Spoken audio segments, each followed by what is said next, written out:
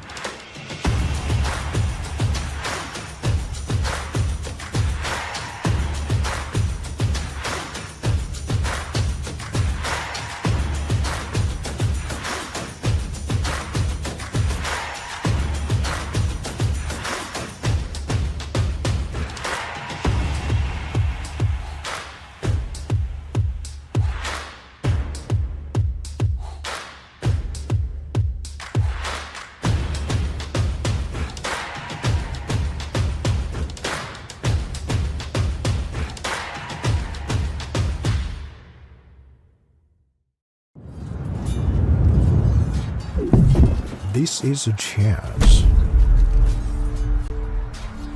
This is a war. Everyone wants to be a winner. But the path to victory is lonely. Chess Robot, the smartest, most advanced AI chess robot. It turns chess into an exciting game of progression. Mastering 25 levels will transform you from a beginner to a grandmaster. Not into level ups, challenge the AI instead. Set the difficulty, make it a breeze, or push it beyond your limits. He's incredibly smart, just like a max-level human. Equipped with a camera like an eye, Chess Robot combines advanced algorithms to capture every change on the chessboard and accurately pick up pieces with its robotic arm. Access the Planet Alliance function to connect and play chess online with friends from all over the world. Here you will find players of all skill levels. Flip the board and play as white. You can't wait to get started.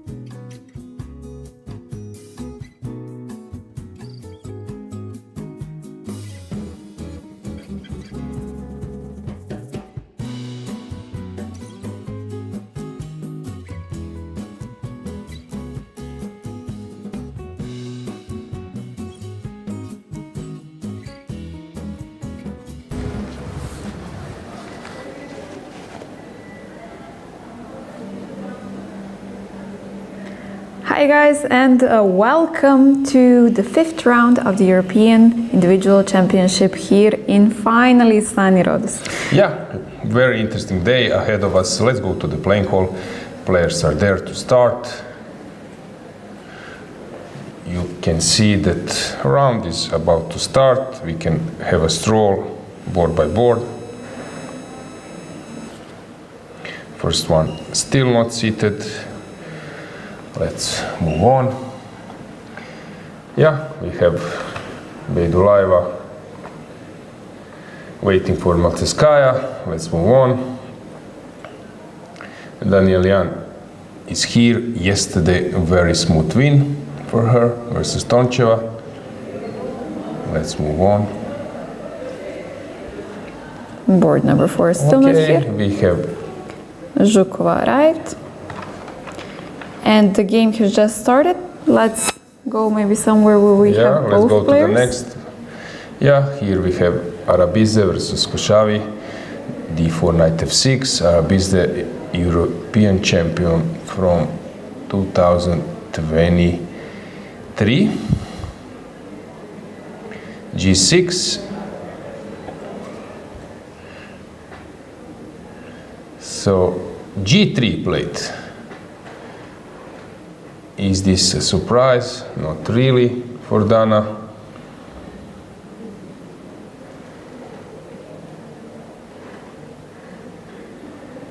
D6 kicks Indian.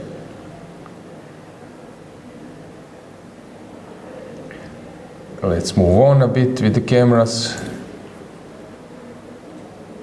Here we see that Mamadova is waiting for Tsolakidou. Let's move on. No players here. D4 played. Laura Unuk is seated, adjusting the score sheet. Let's go to board number 1 to see. Okay, Rubers is here. Second board. Okay, so it got a little bit sunny and everybody's late suddenly. Yeah, exactly, Dragana. D4 played. Malteskaya is about to make a move. Very calm. Yeah, filling the score sheet like she has all of the time in this world. Yeah, let's move on. Maybe we can show you our broad view with many games. So this might be a good.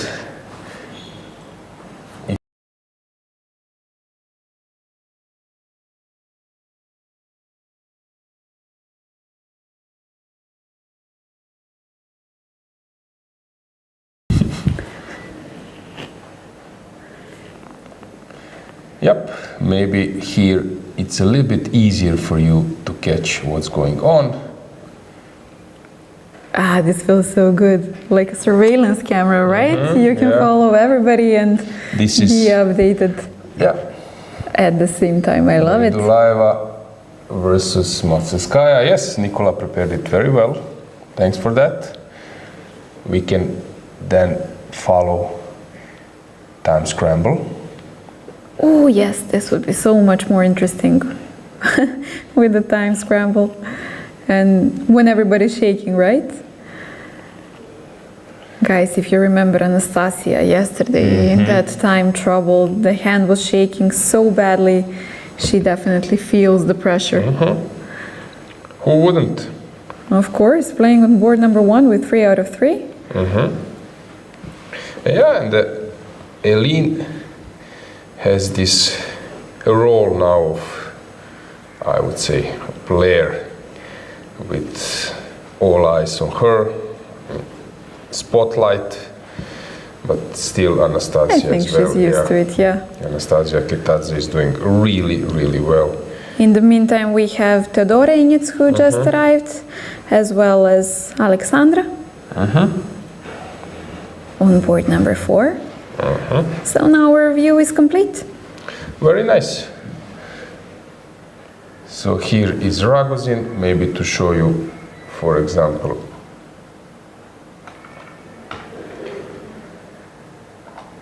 Injac. They will start making the moves.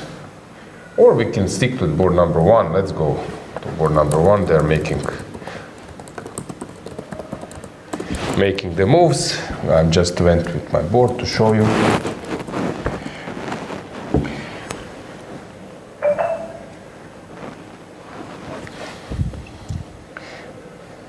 Okay, so Bella is thinking. If we go to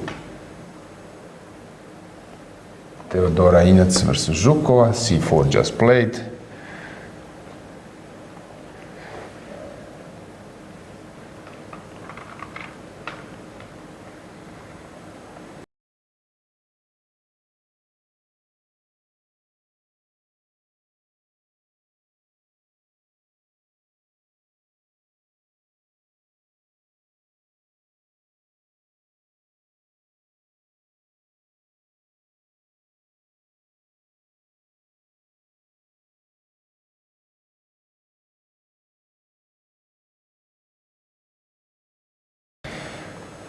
Yeah, maybe we can check Jerebsova versus Mainarova, d4, c4, it's our up right corner.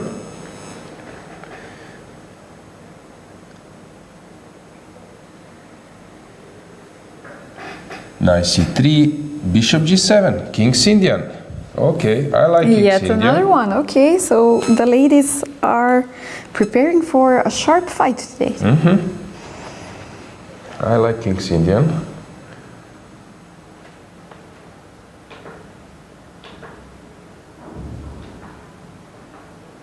Already 2 King's Indians that we saw only on camera, without the board. Yeah, King's Indian. The thing is with King's Indian that, yeah, you know that something like 10, 15 moves will be played. In some other openings, people usually, okay, not usually, but people might stop at move number 5 or move number 7. In King's Indian, like first 10 moves. You just blitz it out, yeah?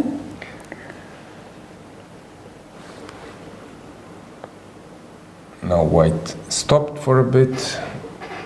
Injac is playing this mix of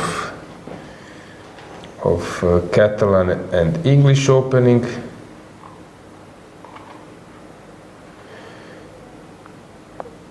Rubers is playing this line, Bejdulayeva Ragozin. So Rubers it's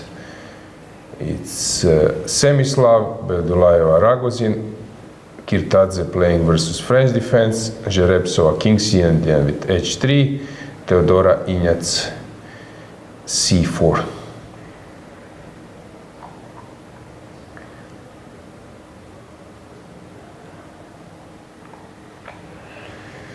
Mainarova is thinking now, so she is choosing the line either to go e5, to do something.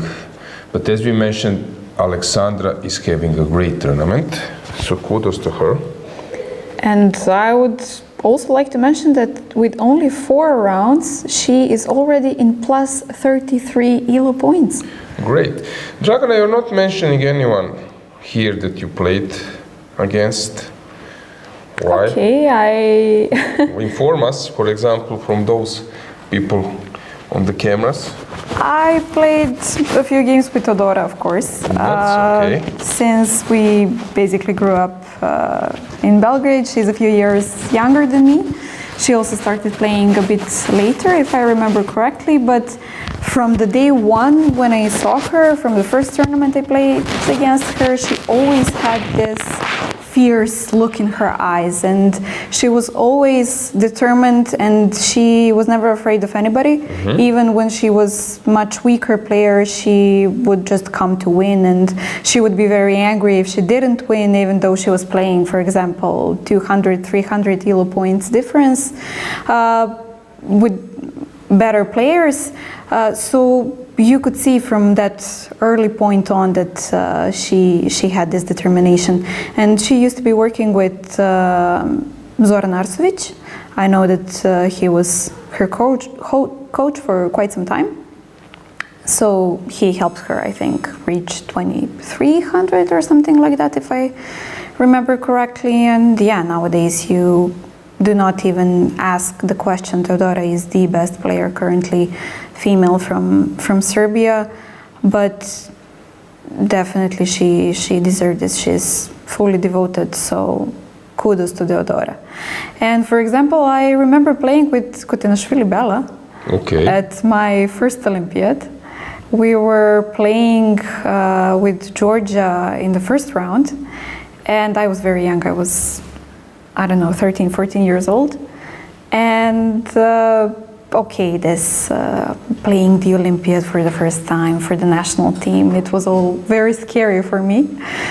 So I remember having completely lost position, but you know, you would always be thought not to give up and everything. So my coach had to come and be like, hey, please resign this. It's unrespectful. So yeah, this was my first Olympiad experience. But it's nice, now you see them on the camera, you have some memories that you feel like knowing those players. So yeah, my Narva is, for example, playing for Gambita Sec or for MŠK Center at the European Club Cups.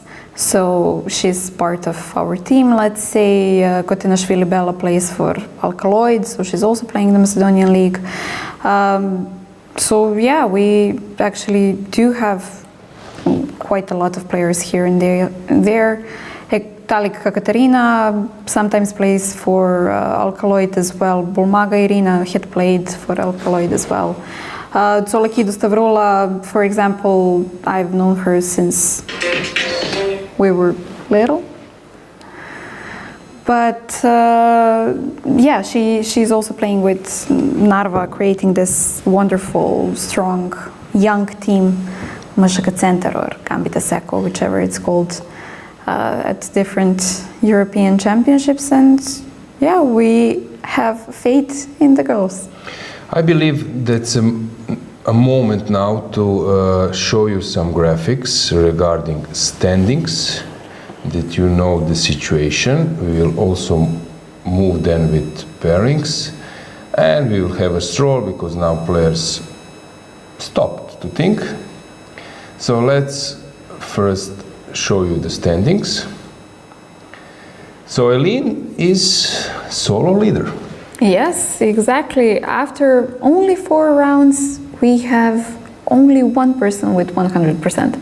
So Eline, congratulations, kudos. Guys, if you were following us yesterday, you saw that after her win, yesterday she came to the studio to explain a little bit about the background of the game, what she thought and which game she had followed. But yeah, we then have a huge group of 7 players with 3.5 points, led by Narva Mai. Yeah, we cannot say that this is a big surprise, although Mai Narva is seeded 16th. Rubers, seeded 22nd. It's a surprising result, 4 out of 4, but we know that she's super talented, young. She plays the tournaments around, so she's always actually testing her skills. Played, for example, at the World Youth Rapid and Blitz, but in the open section. So she wanted to compete with best. Probably she's underrated at the moment, but it's a little bit surprising that she is a solo leader. Mai Narva, we cannot say that this is something we wouldn't expect. Okay, she's doing a normal way, but Dragana, I think that Anastasia and Alexandra, that's really unexpected, completely. Unexpected, yeah. Anastasia Kirtatse, I believe that if you asked anybody before the tournament if she would have 3.5 out of 4, beating the 2nd seed in the first round, I wouldn't say that anyone would bet on it. But congratulations to her. Yesterday, as we've mentioned, she had a huge time scramble. We could have seen that she was very nervous, but she managed to steer that game to a draw, even though she could have drawn quite a few times before the ending position, if I'm not mistaken. She had this perpetual check motifs, but she didn't go for it. So she was trying to get everything out of the position that was possible to get. Yeah, Жеребцova 3.5 points. Fantastic. Then for Bella, it's Bejdulaeva. It's sort of expected. Danielian, they are usually capable to start well, so it's not surprising we have top players.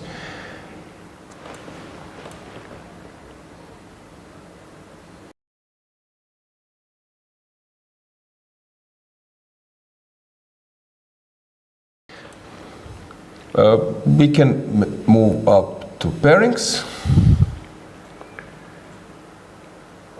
So, Bella Khotenashvili versus Rubers is of course our spotlight match. Regarding some possible like decisive results or my prediction, I would say that this game on the first board will be sharp, because Bella, of course, if she manages to win, overtake the leader, so she can, of course, try to be sharp today. In case that Elin comes with something solid, that game, of course, might steer to a draw as well.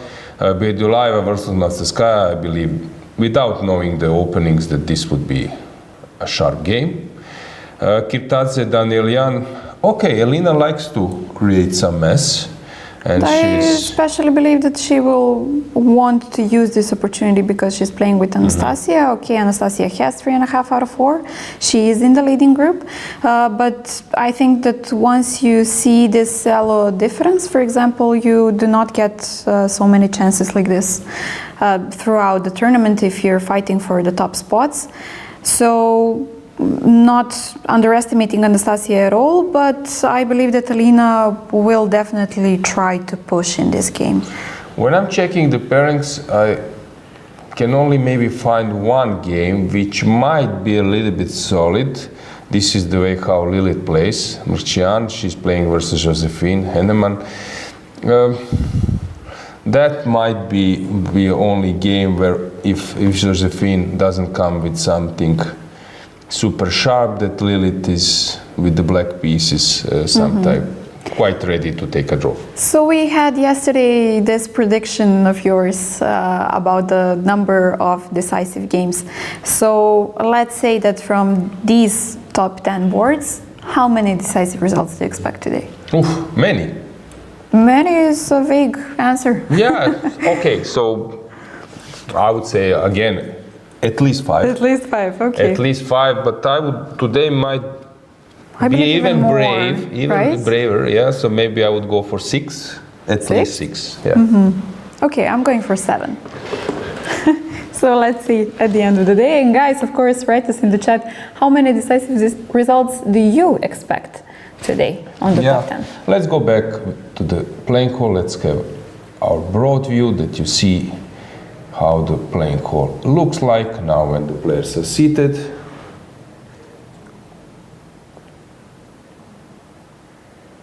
Okay, you can always write in chat, you can always ask us something, we will have a poll very soon. So, players seated, I see Malteskaya walking a bit.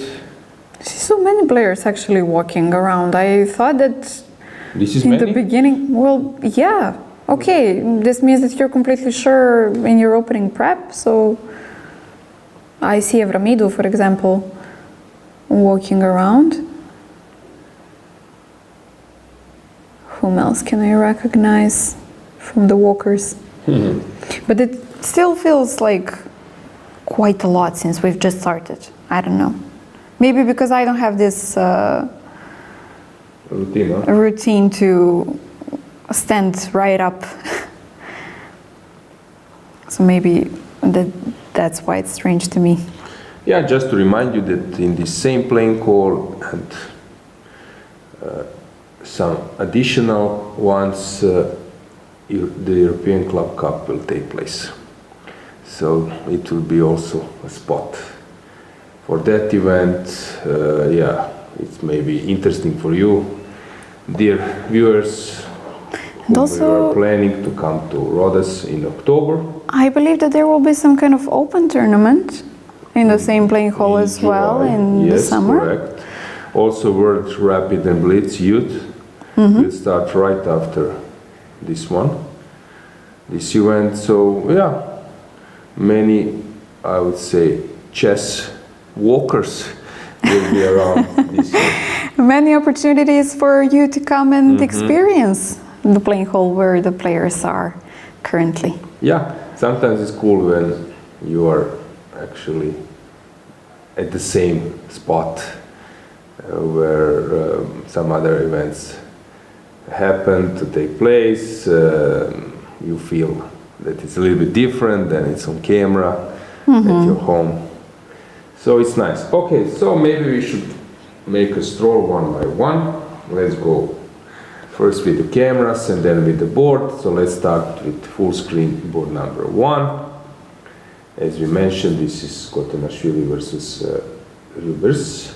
How about their head-to-head? Maybe we should also reveal that info to our viewers. Yeah, they played actually only one classical game so far, which was in Budva, the European Championship in 2023, the European Team Championship, and Rhodes won. She seems to have quite a high result with her opponents these days. For example, yesterday with Nino and today with Khotenashvili, and they also played one, let's say, a bit more important blitz game at the European Championship this year in Monaco, which they drew. But yeah, these are the only 2 games that they played so far. Okay, let's go with the camera board number 2. If you have some info about some players, you can always update us. Dragana, this is Belduleva versus Monteskaya. Monteskaya is walking a bit. We will touch that game a bit later. It's Rogozin. I think they are around the same generation, age. right? I will check if it's the same year. But they have played some European championships together, so let me just see if they're both. Okay, so birth year of Monteskaya is 2002 and of Badelka it's 2003. So every second year they can, they could have met in the youth categories.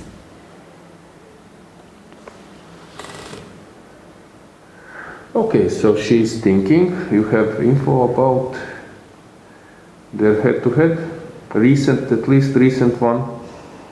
Okay, so the most recent encounter was in July 2024, where Badelka won.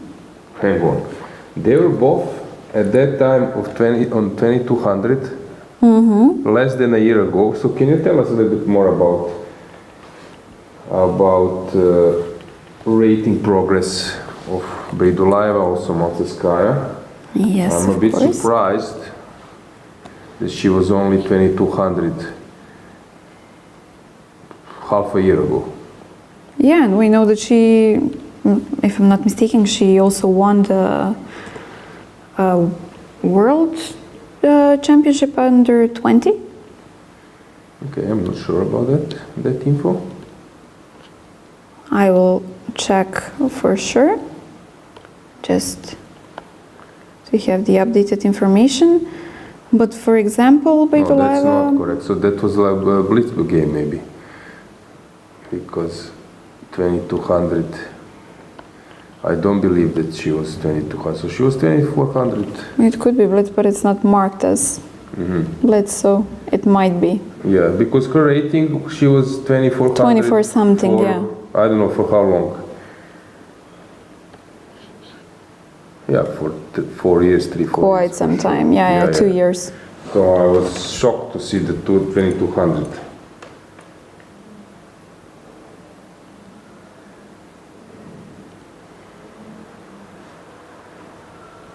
and then we have some rapid online. The last classical game after this one that we concluded that it's a blitz one. The last classical game was in 2018.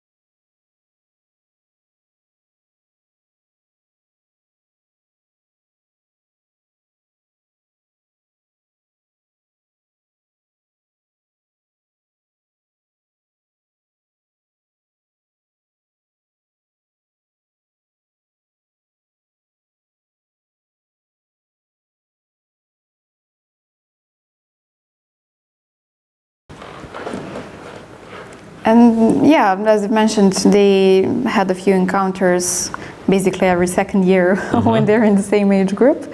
So girls under 12, under 14, under 16.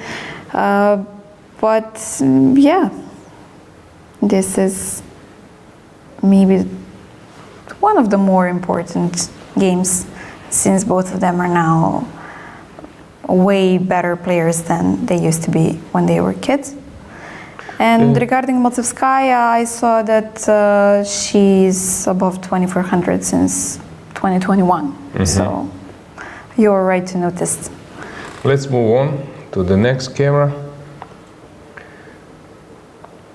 Here, French defense. And I believe that this is their first encounter. Let's move on. Here we have this King's Indian. G4 was played. Then we can check the next camera. Injac versus Zhukova. Any game? Only an online one. So a new encounter for them. Let's check the next one. Yeah, it seems that Arabidze is thinking. They're playing this Yugoslav variation. Then let's see the next one.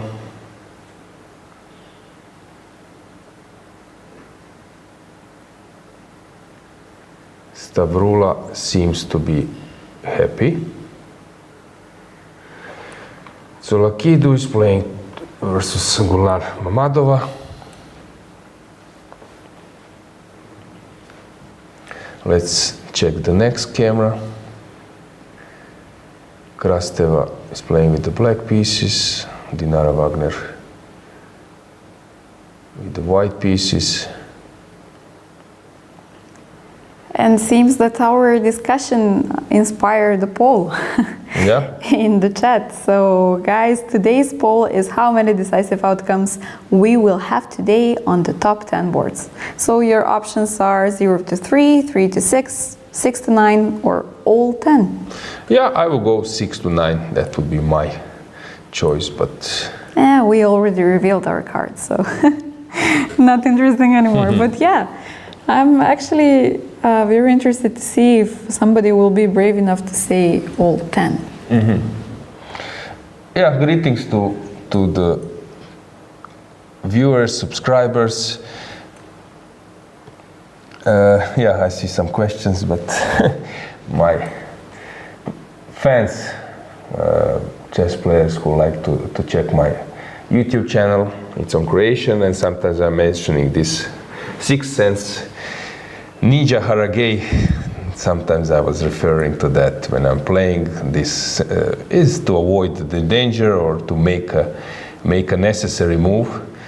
And yeah, that was actually how sometimes I was explaining why some move needs to be played as soon as possible.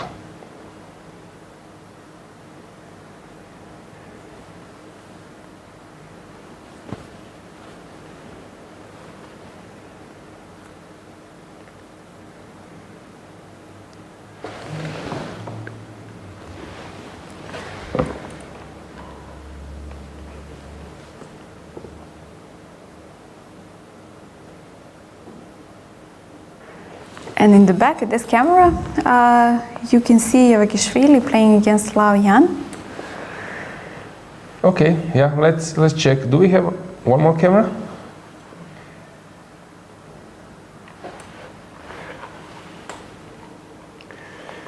Yeah, Laura Unuk is playing versus Rida Rugayach, and this is a King's Indian fianchetto. Chocolate, banana. Also Laura is enjoying something. Is it iced coffee or something? Huh? Okay. Yeah. So let's get the board and let's go to the game number 1.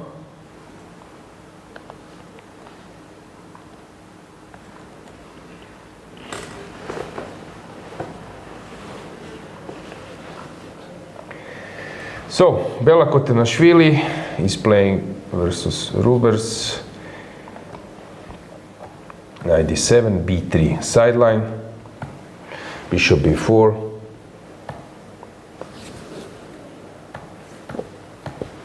bishop d2. Point of bishop b4 is to disturb the bishop. Of course, bishop is better on b2, so d2 is something white is not so happy about. Rubers is well prepared today. Beidulaeva playing against Rogozin. Yeah, these days this is like a main line and it's not easy to come up with anything. This is a viable line, but if black knows what to do, it's very safe. Usually they play DC, c5 or c5 here, so knight c6. It's a bit sideline.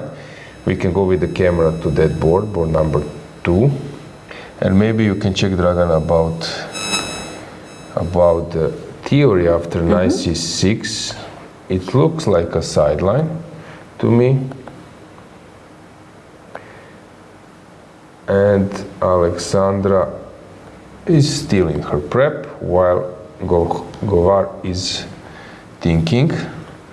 So knight c6. Yeah, as I mentioned, c5 or taking on c4, then c5. This is the main move. So knight c6. It's a sideline, but Alexandra seems to be well prepared since she's strolling around. But Dragana will provide us an info about knight c6. Okay, so it's definitely not the main move or the most played move. The main continuation would usually be dc4. Yeah, and then we will have this isolated pawn, or usually they play this way, I don't know, knight e4 or something. So knight c6 was played. Knight c6 was played, for example, by Aronyan. This is some kind of rapid. Hare Krishna, rapid and blitz as well. But we have game Giri versus Hare Krishna from the Olympiad in 2018. Okay. From the Olympiad in Batumi. So, and the newest game, like Grandmaster's game, the last one? Let me check. What is the most recent one? John Emre was playing it. Yeah, European Championship, but this seems like it was some kind of agreed draw, maybe? Okay. Not many new games. And after knight c6 we have reaction like cd, a3, queen to c2, whatever.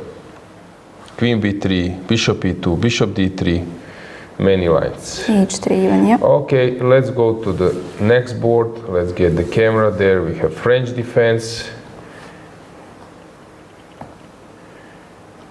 Steinitz, these days very popular, and Alejin's attack is h4, the line I like to play, but white took on e7, knight f3. This is a normal way of play. Anastasia seemed to be well prepared. French defense, normal stuff. Let's move on with the camera next board, because here we have a big mess. King's Indian, h3, castles, bishop e3. Okay. White is throwing everything what I like sometimes to play this type of position with the black pieces. Yeah, it's very complicated, but mine is just blitzing. Let's go full screen, let's see. Oh, Alexandra has already spent almost half an hour. Why Alexandra is so worried?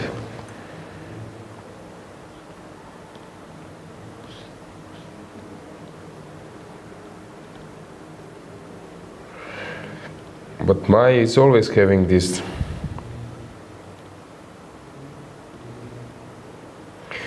posture of being quite,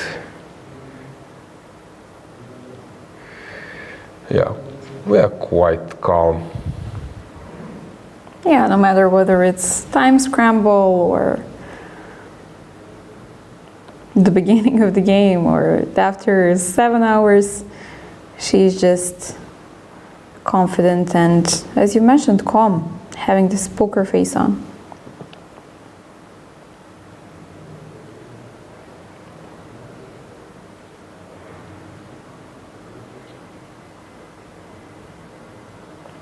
Okay, so rook e8 is basically not a very common move. Mm-hmm. Let's say c6 or e6 immediately after g4. Let's get the board just to show you.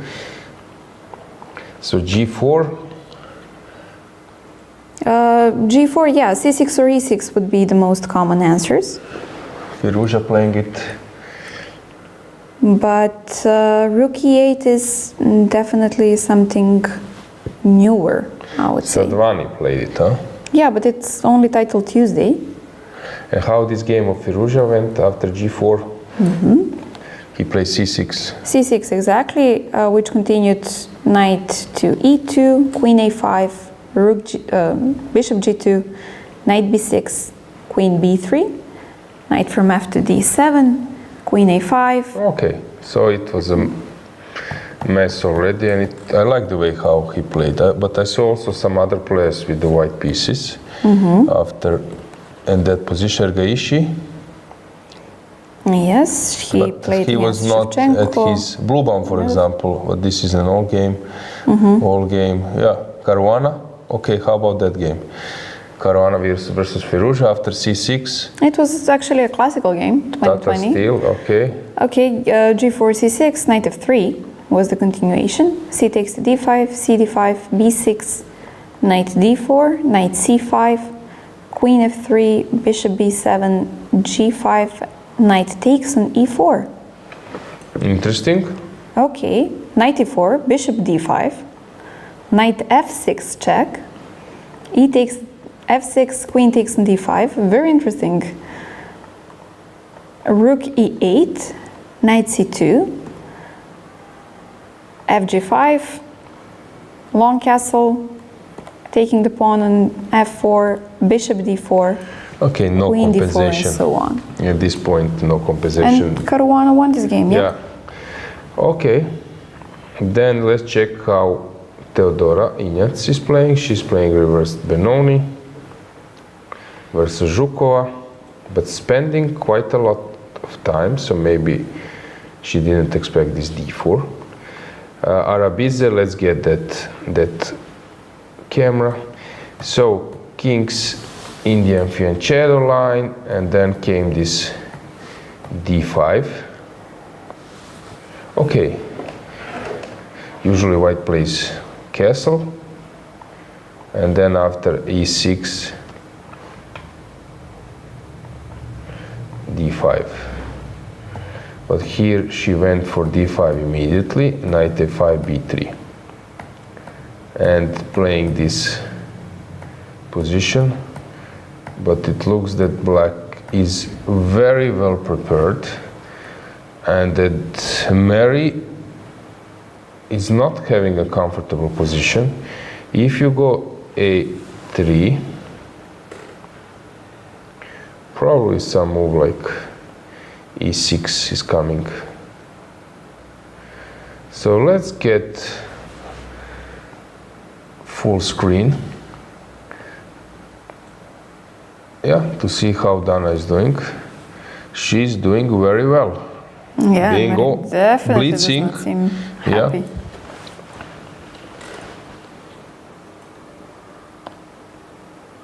So Dana is very young player, FIDE master.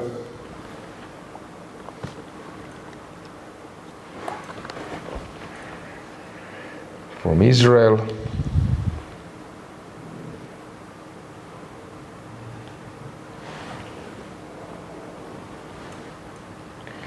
Yeah, today is facing a really tough opponent.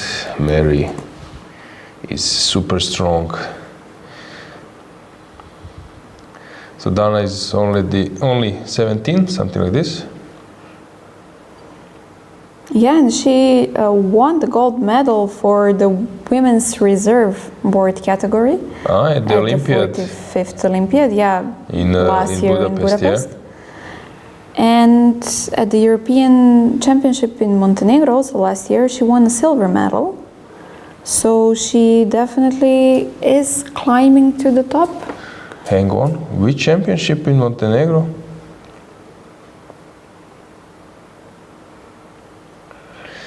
Silver medal in Montenegro. Okay, we had in Montenegro. Maybe some youth, Maybe rapid some and youth, blitz yeah. or something. I'm not sure what are you actually referring, or the info is referring.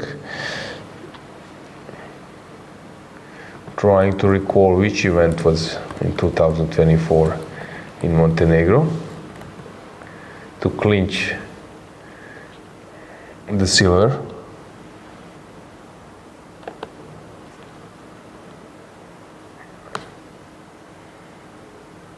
Maybe women's award, for example, at the that can be. men championship. That can the Open be. Championship. Okay, that can be. How many points he scored?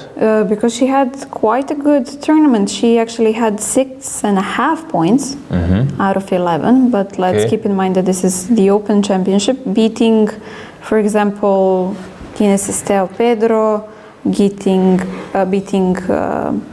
whom else from the prominent names. But with 6.5, she had plus 186 ELO points. So I believe this could have been some kind of individual women's awards at the European Championship in Petrovac last year. Okay, so she seems to be doing great. Let's get the board just to discuss a bit more. So which are the options? b5 is possible, but why b5 is not good? And by the way, I just checked, she definitely was the second woman at the European Championship, while the gold went to Init Sador. Yeah, so Open Championship has these special prizes for seniors under some rating, and that was actually a category where she got that prize. So probably e6 is coming anyway, and this can be very tricky. Meri is aware that e6 is coming. Let's move on. Let's go to the next one.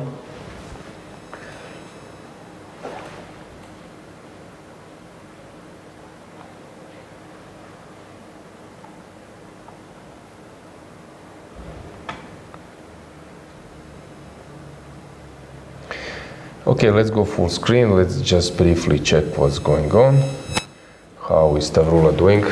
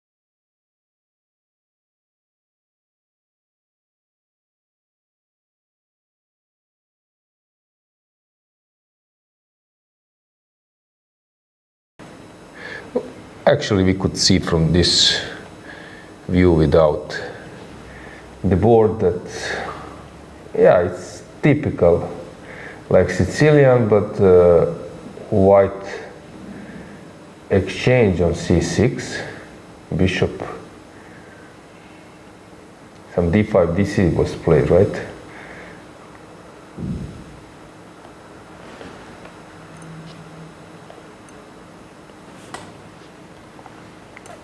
Yeah, Stavroula likes to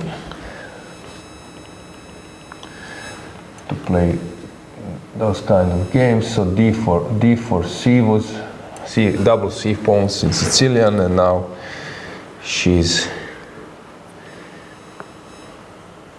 having a normal Sicilian. I was always happy to play this kind of positions. In the meantime, I spotted that they had an encounter at the European Women Championship back in 2018, where they got a draw. But it was a very long game after 66 moves and some kind of perpetual. A really long one. Yeah, a really long one. And they also have one blitz game, but I mean, it is the World Championship blitz from St. Petersburg the same year, where Mammadova won. But let's say that since this is blitz, we are not counting in that much. But Mammadova lost some part of her rating, or I believe that before she was much higher rated, or maybe I'm mistaken again. It feels correct.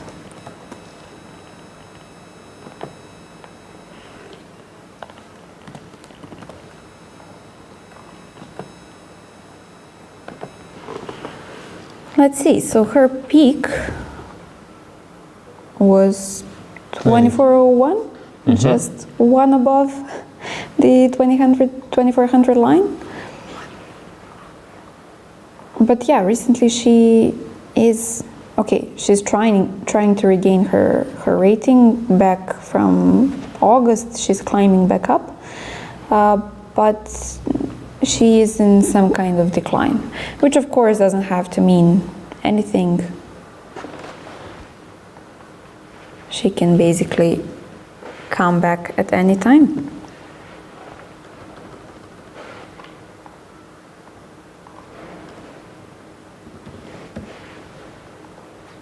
Yeah, we were preparing to get the board, and I believe that we can discuss this game a little bit more in detail.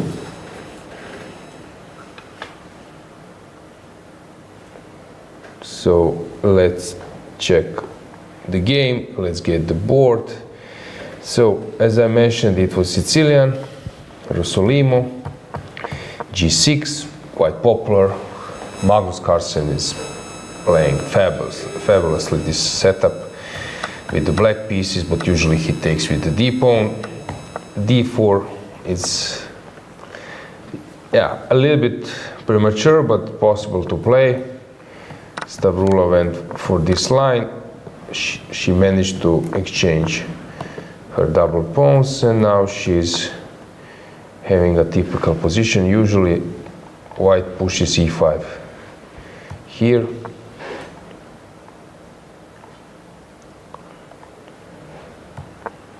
Knight f6, h3. Okay, stable position, but black is doing quite fine here. She needs to think, is bishop a6 the move? Will she go to e6, castle? Okay, white is also a bit stable, but I would prefer black. Let's go to the next game, next camera. We have Berloslava with Wagner.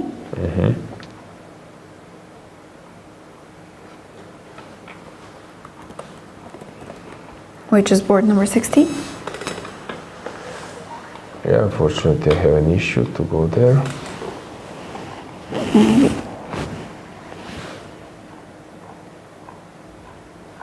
But we can go full screen for a Or moment. like this. It's a bit inconvenient, but Yeah, thanks for that. no problem.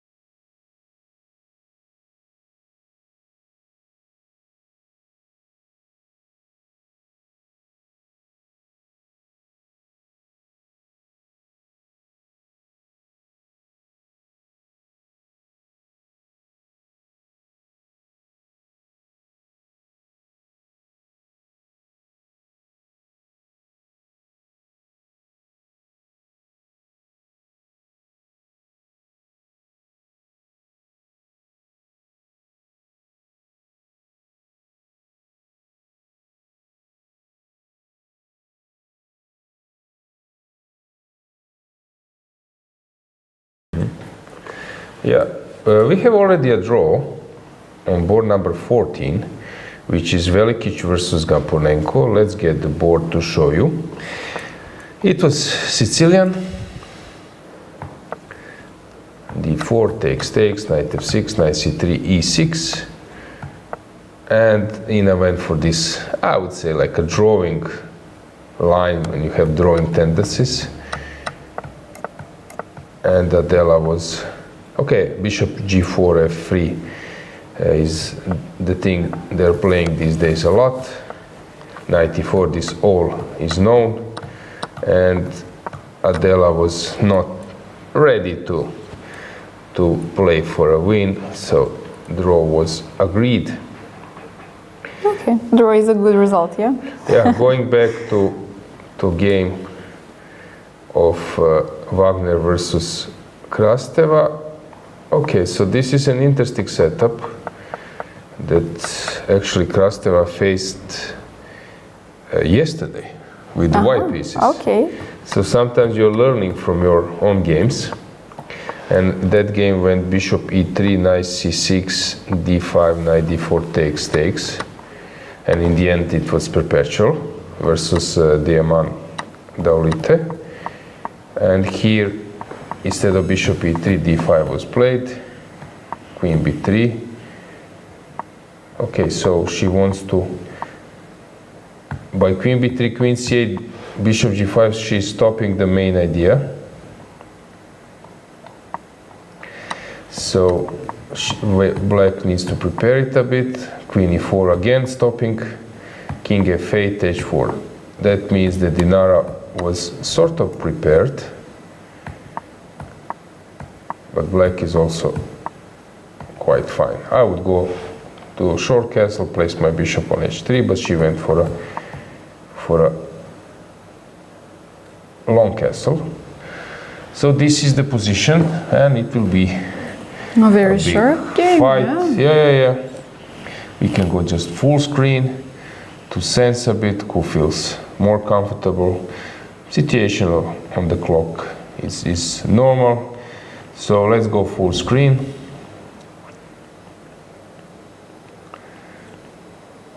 Dinara seems to be super focused. We have a handshake. There is a draw. Okay. Board number 17. We came at the right moment. Exactly. So Lan Yao versus Javakhishvili. So Lela respects Lan. The rating difference is 200 rating points. Yeah, maybe Lela is not feeling that good today, or who knows. And guys, you remember that we were following Lan Yao yesterday. She was one of the last games that rook versus rook and a knight endgame. She was lost versus Rida, Rugayach. Then there was some saving motive, stalemate motive, which was missed. But which then was very in the hard end, to see, yeah. Then in the end, she managed to make a draw.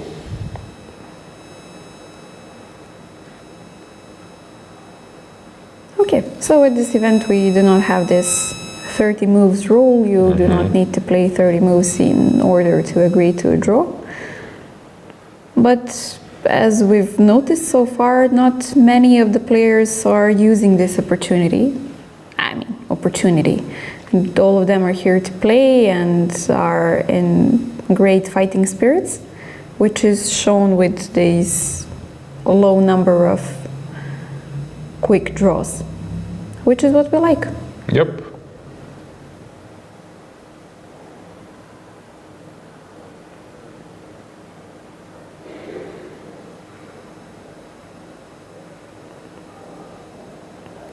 And kudos to Beloslava for playing and for focusing so much.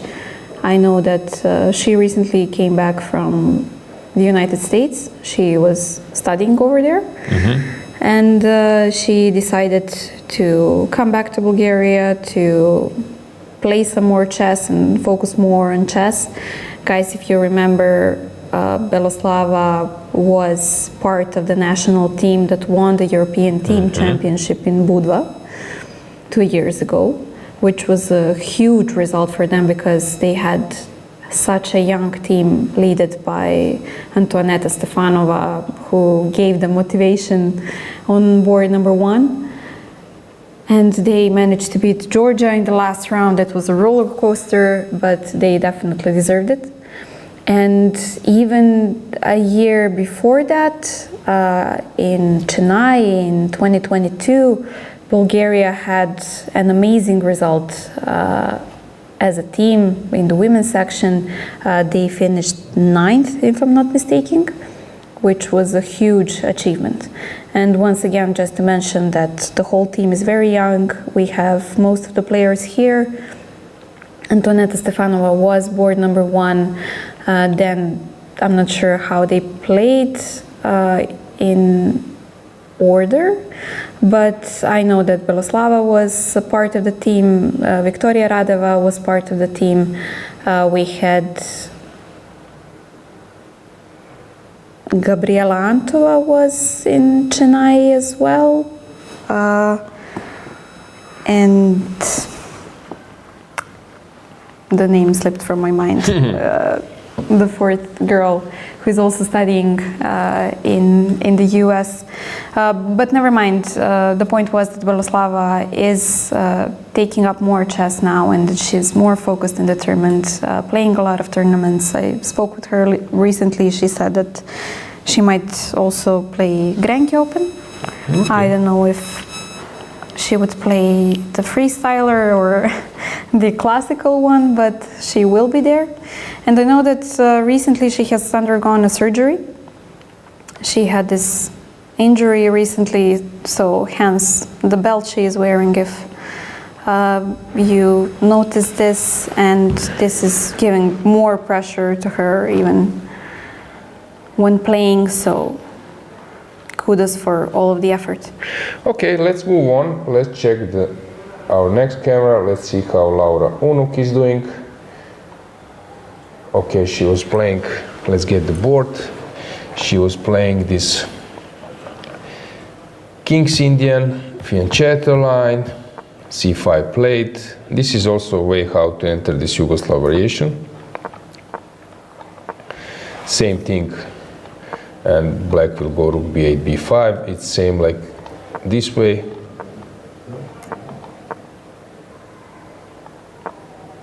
Same position. So, but c5 is another option since it invites to Benoni setup and also allows this DC-DC, which was played by Laura. In my blitz games, I'm playing knight e5. She went for bishop e3. Bishop e6 might be a mistake already, because yeah, knight g5 was probably clearly missed. She was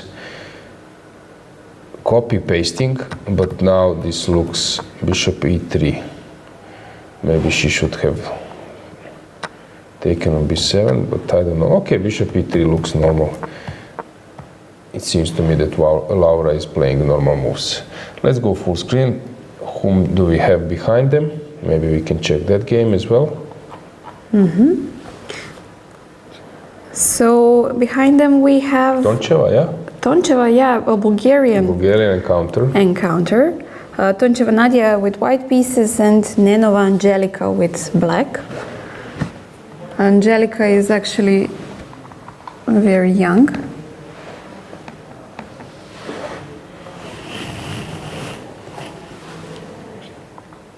She's only 15 years old.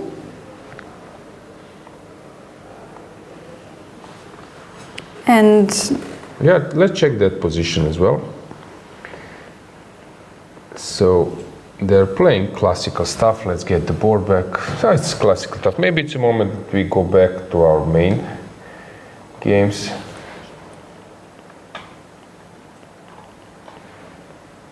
So board number one, probably, yeah? No, I was actually ready to check the games we haven't touched before. So it's Ushenina. Here we have some mess already. We don't have them on the camera, but we have positions. Okay, this is known stuff. Quite theoretical. Zimina is playing this line. Okay, but Anna has burned quite a lot of time. Yeah, but this is typical thing she is doing.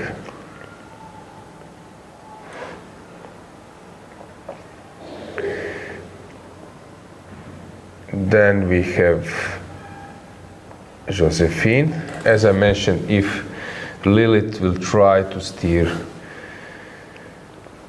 the game to a draw, then probably this game might end up before others. This one is a mess. Monica pushing a bit. Irina Bulmaga slight plus. This one is normal. Batsiashvili versus Radeva. Okay, that's interesting. All in. G4. Very interesting approach by Nino.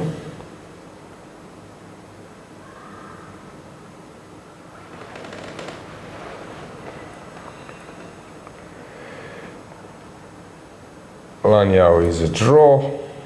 Let's see, oh. Okay. Okay, this is typical French defense, but now white is thinking. She can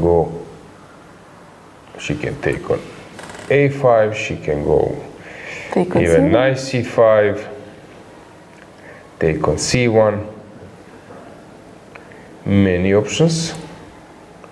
White is thinking this is a game to follow. Or But for example, if you play knight c5, can I go bishop d2? you can, king d2. So that you have to take with the king and suddenly you don't have any castle? Yeah, but I think this improves. So knight c5, bishop d2, that this improves white's position. Because I will come with my second rook here. So you sort of already got some connection. Yeah, I want to go. So I think knight c5 is the move for white in this position. Very interesting position. Here we have Sicilian mess. Is it my rouser? Hang on. Fiona Ziver playing. Yes, but it's Sozin. Velimirovic attack. Something I was avoiding with black pieces. That's why here in this position my main move was queen b6, and now after bishop e3 queen b2 is possible. So here usually white plays something like knight b3 or knight b5. For example, knight b5, a6. Sorry, my mouse went crazy. a6, bishop e3, queen a5, knight d4. Knight e4 is now tricky because there is some action with bishop f7 or queen f3 stuff. So that's why you need to play e6, but there is no way for white to castle long, so white plays short castle now. So this was my way of playing.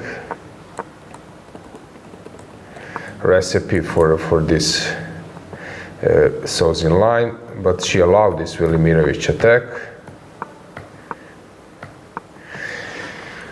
And yeah, bishop e7, g4. I know the famous story from Ivan Sokolov regarding Velimirovic. So Ivan was 2,500 already, Bosnian champion, I think, like 19 years old, and then he started to take lessons to be coached by Velimirovic, and of course Velimirovic put him this position, actually the one he knew like by heart, all those details, and he was aware of every nuances while Ivan was e5 player, and then he showed him his position, and then knight f5, knight d5, all those sacrifices which are typical for this position.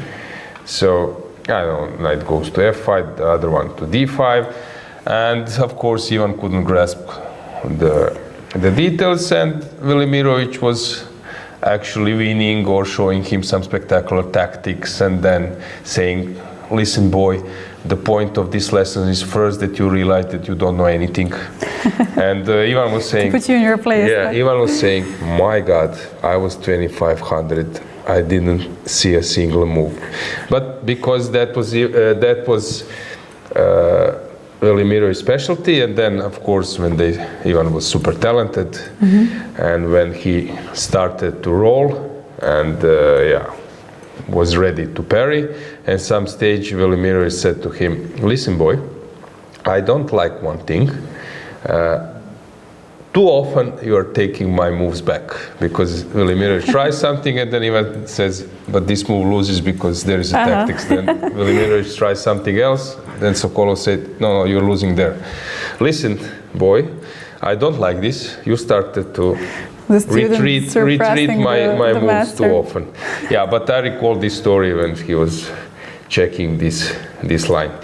Yeah, so G5, very complicated line played by Fiona.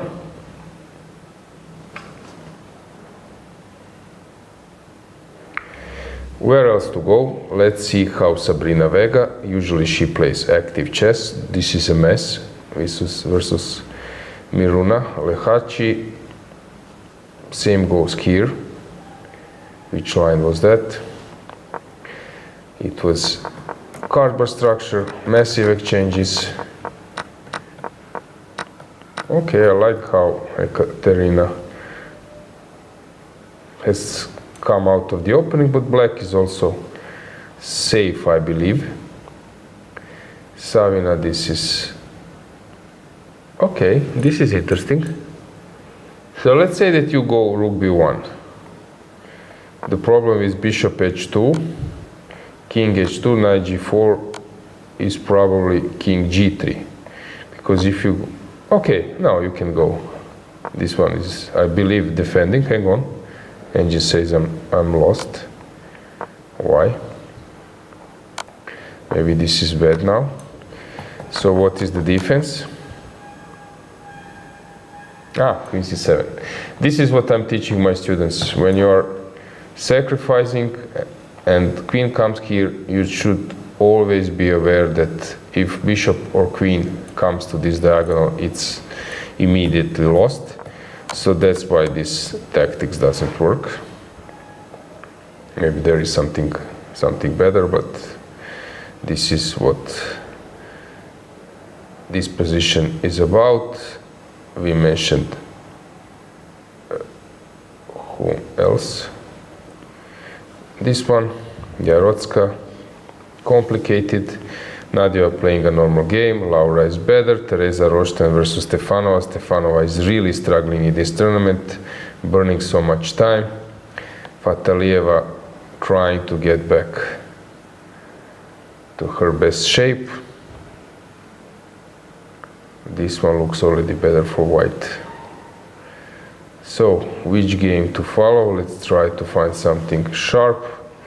And this one is sharp. In the meantime, I just saw a question in the chat about Stavroula, if she's slightly declining. And I checked, basically she lost something like 15 points from December. So yeah, okay, it is a slight decline, but it's not that much. And we know that she can get back very, very quickly, so nothing to worry about. Yeah. Let's just get to this position. So it was Neo Steinitz, and it became a big mess very soon. Who is better here? I really don't know. Black is having a normal position, white is also fine.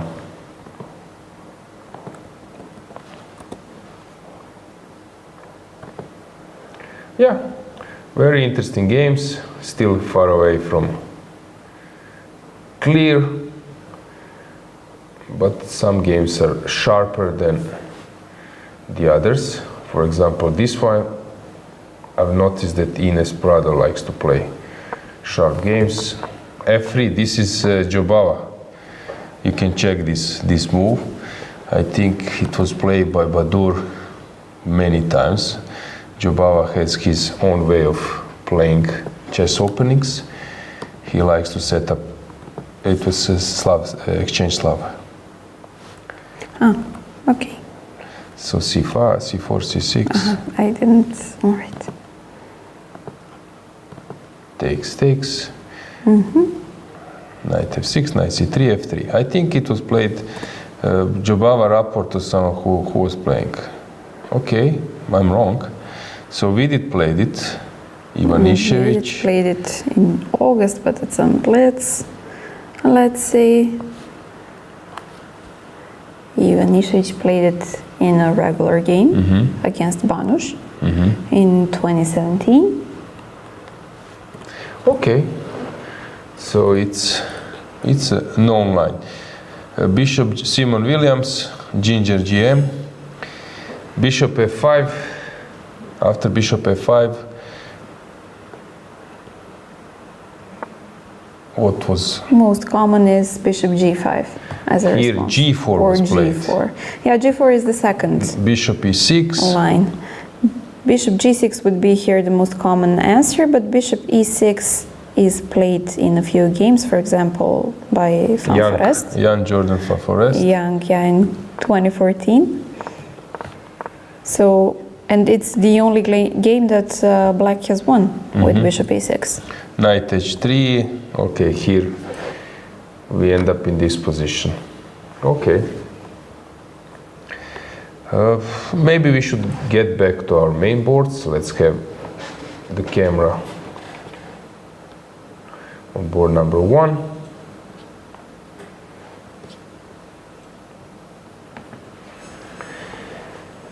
So Elina seems to be well prepared once again. So kudos to her, to her team. I don't know, maybe if someone can reveal Who is she working with? Yeah, main coach. I know that Ivan Sokolov was conducting some lessons, even for her, but I don't know who is her regular coach. Holland has a rich chess heritage and of course many coaches, and they have some players who stopped playing, like Jan Smets now following Giri. Okay, even Sokolov, even then Lukmanveli, they are not playing as before. And you have someone like Verle, whom else?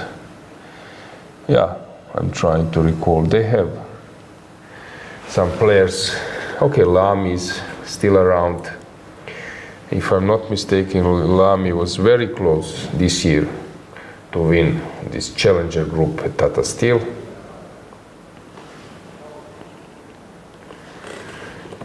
Van den Doel, many actually.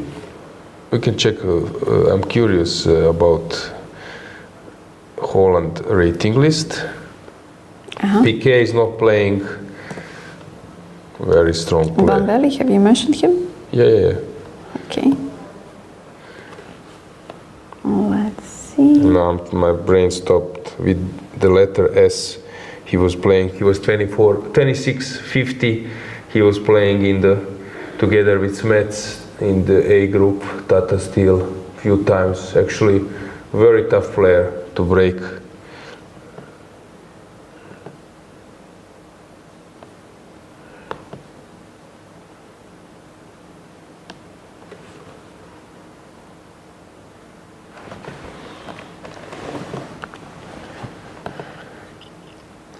So,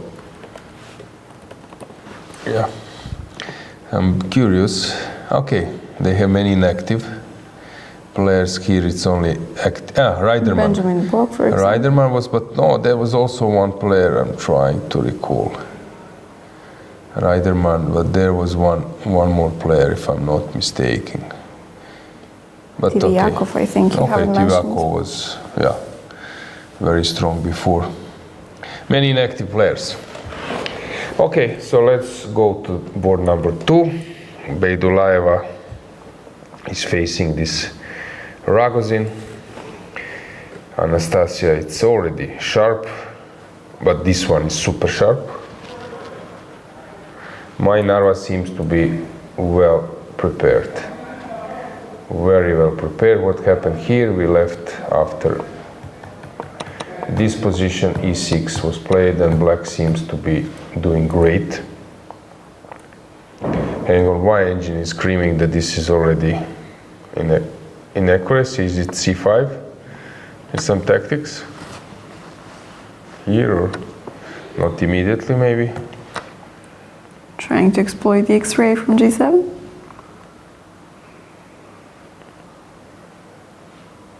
I don't believe that queen a5 is the move, I don't know. Yeah, it comes to mind right away, but somehow doesn't feel right. Maybe it can be a candidate move.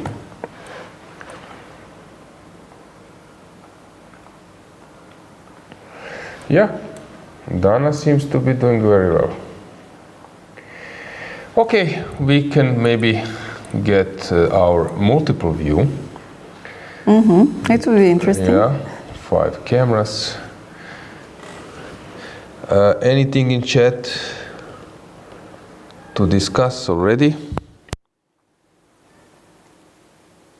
Somebody is mentioning Salimova. She's not playing here, but she was playing the European Individual Championship In Romania. in Romania. If I'm not mistaken, she won the women's 3rd prize. She had a nice tournament over there.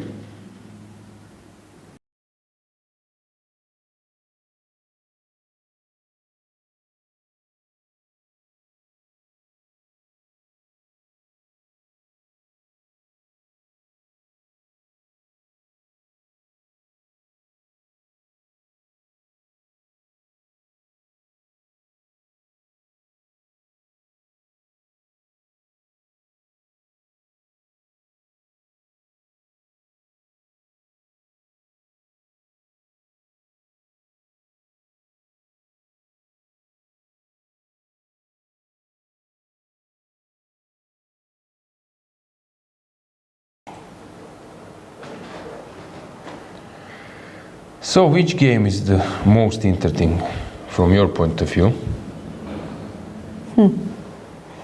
Everybody seems very focused, and you would be, I mean, playing on the top boards. The opening has just passed, so you revealed your cards.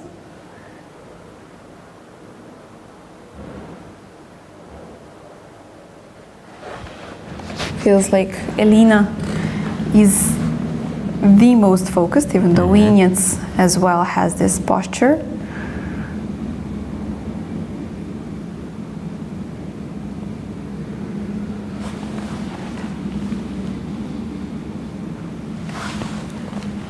And Matsuskaya, just whenever we take a look at her, she's always feeling like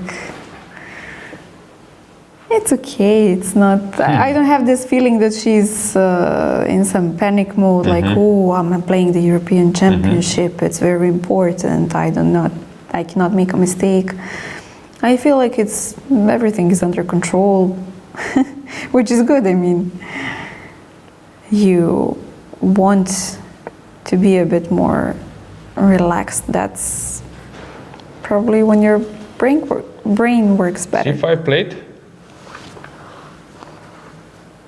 Okay. Dana seems to be quite comfortable in her position. Bella, okay, they're maneuvering, but she's really low on time. Elina is playing super fast. Awesome preparation. Bedulaeva, E5 seems to be played at the right moment.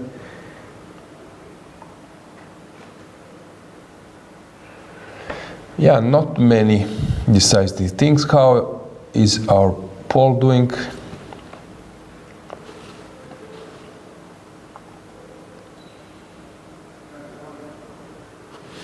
Okay, so we already have 80 votes. Very good. And the results are varying, but most of the viewers think that not many decisive games will be played. So basically not more than 6. Okay, but it's still fine. To have like 3 to 6, it's quite good. We would be satisfied, Yeah, right? yeah, it's very good.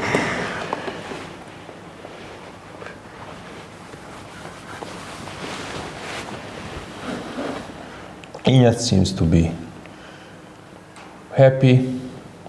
Helene seems to be bored.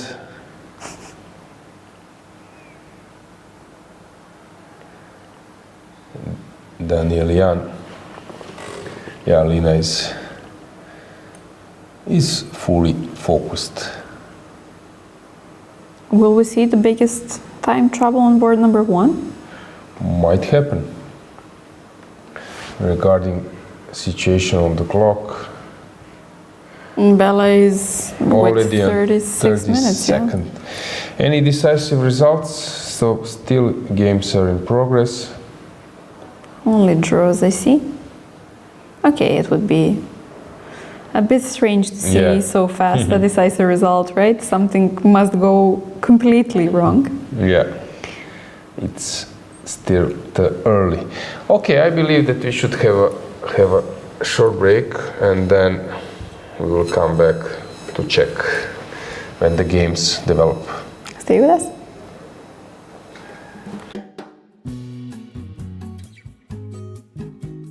Chess moves. Smart. Free eSIM, smarter. At Global Cell, we believe in empowering connection on and off the chessboard. That's why we've partnered with the European Chess Union to bring you a gift as strategic as the game itself, a free eSIM with 100 megabytes of data. Staying connected has never been this simple. Just scan the QR code, install your eSIM, and enjoy seamless global connectivity. Global Cell supports over 190 countries. Global Cell and the European Chess Union, a checkmate for connectivity.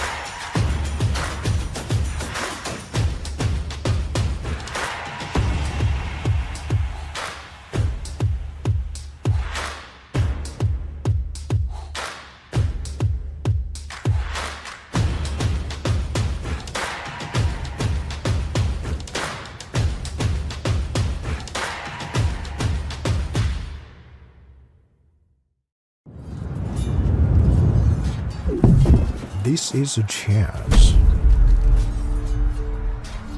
This is a war. Everyone wants to be a winner. But the path to victory is lonely. Chess Robot, the smartest, most advanced AI chess robot. It turns chess into an exciting game of progression. Mastering 25 levels will transform you from a beginner to a grandmaster. Not into level ups, challenge the AI instead. Set the difficulty, make it breeze, or push it beyond your limits. It's incredibly smart, just like a max-level human. Equipped with a camera like an eye, Chess Robot combines advanced algorithms to capture every change on the chessboard and accurately pick up pieces with its robotic arm. Access the Planet Alliance function to connect and play chess online with friends from all over the world. Here you will find players of all skill levels. Flip the board and play as white. You can't wait to get started.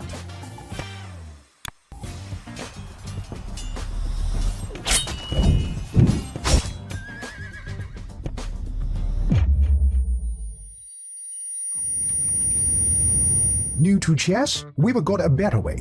Chess Robot offers a variety of learning methods to help you improve. As you can see, Chess Robot provides various learning modules, including chess courses, AI practice, class game review, and off-book play. You'll level up your skills in no time. Let's start the endgame practice, featuring 145 carefully selected classic endgames.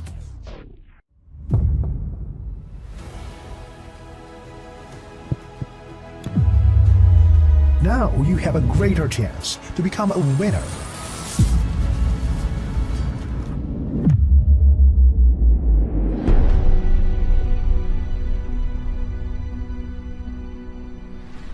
This is Chess Robot. Today, chess all in AI.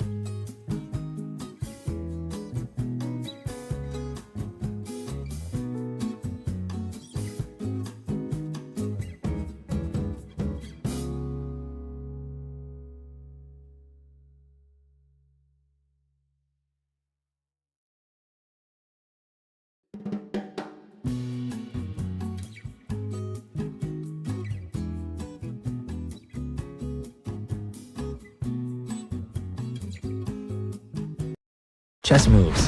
Smart. Free eSIM. Smarter.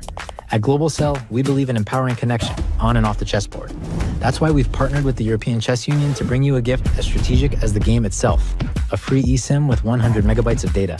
Staying connected has never been this simple. Just scan the QR code, install your eSIM, and enjoy seamless global connectivity. GlobalCell supports over 190 countries. GlobalCell and the European Chess Union. A checkmate for connectivity.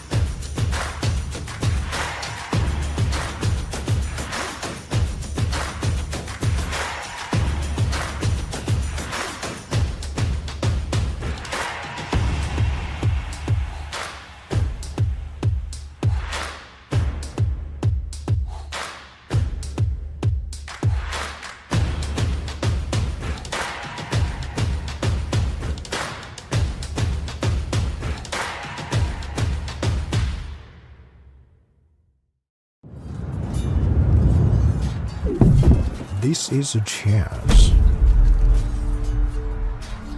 This is a war. Everyone wants to be a winner. But the path to victory is lonely. Chess Robot, the smartest, most advanced AI chess robot. It turns chess into an exciting game of progression. Mastering 25 levels will transform you from a beginner to a grandmaster. Not into level ups, challenge the AI instead. Set the difficulty, make it breaks or push it beyond your limits. It's incredibly smart, just like a max-level human. Equipped with a camera like an eye, Chess Robot combines advanced algorithms to capture every change on the chessboard and accurately pick up pieces with its robotic arm. Access the Planet Alliance function to connect and play chess online with friends from all over the world. Here you will find players of all skill levels. Flip the board and play as white. You can't wait to get started.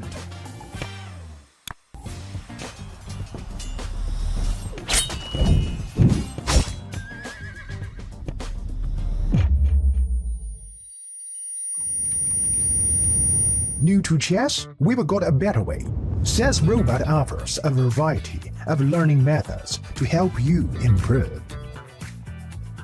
As you can see, Chess Robot provides various learning modules, including chess courses, AI practice, class game review, and off-book play. You'll level up your skills in no time.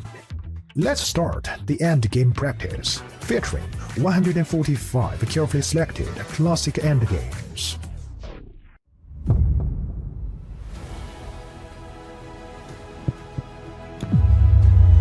Now you have a greater chance to become a winner.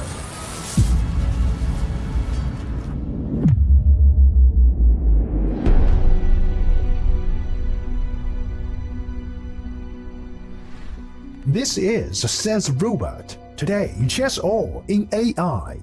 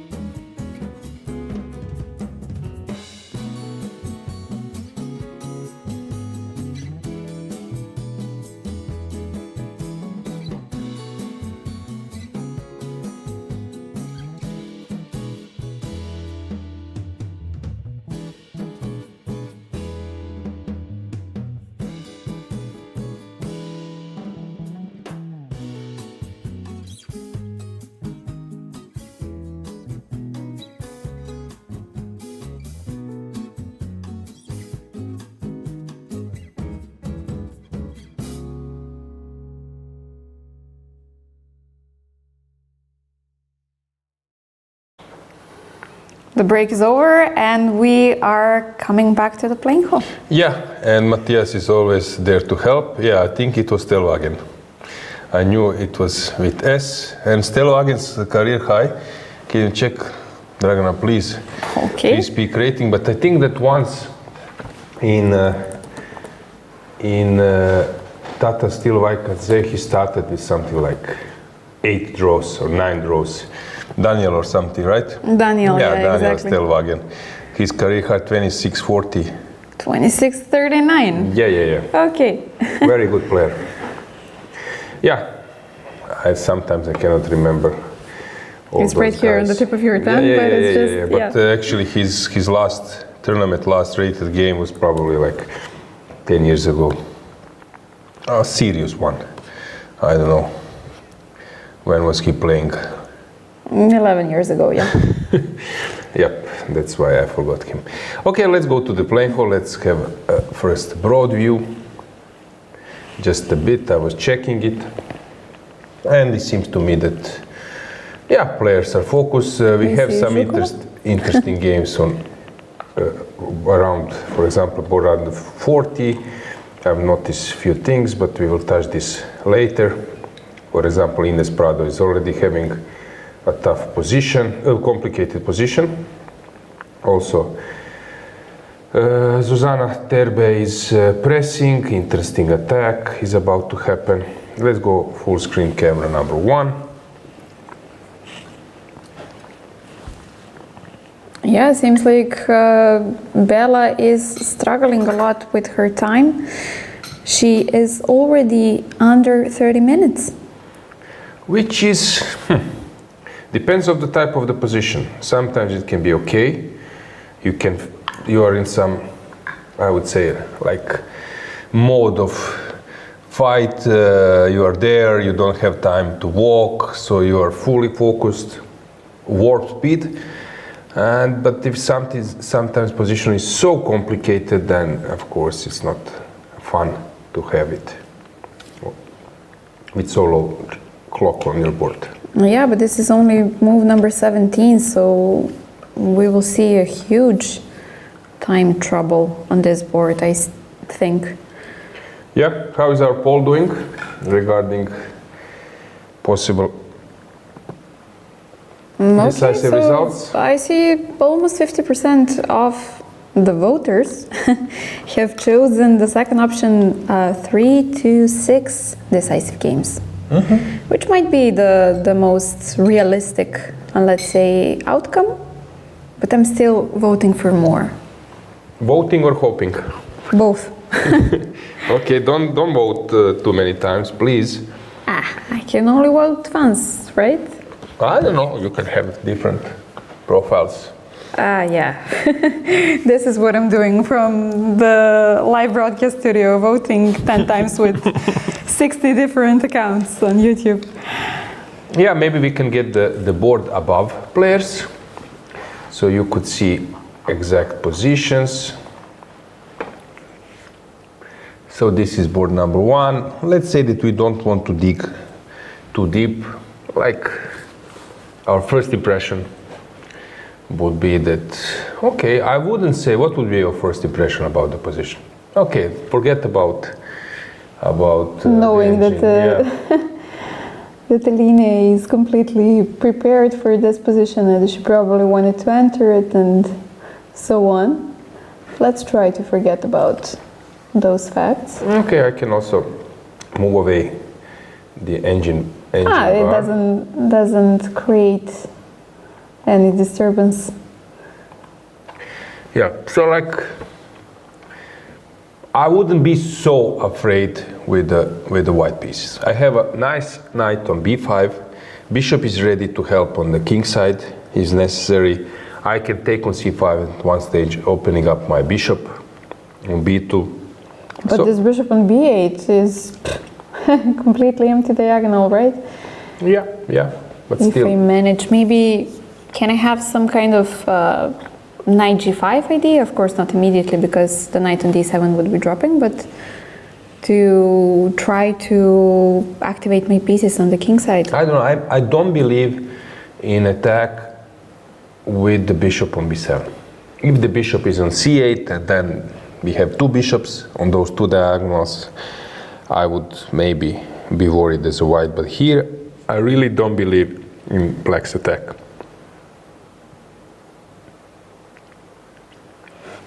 And how do you think that the game will take which course?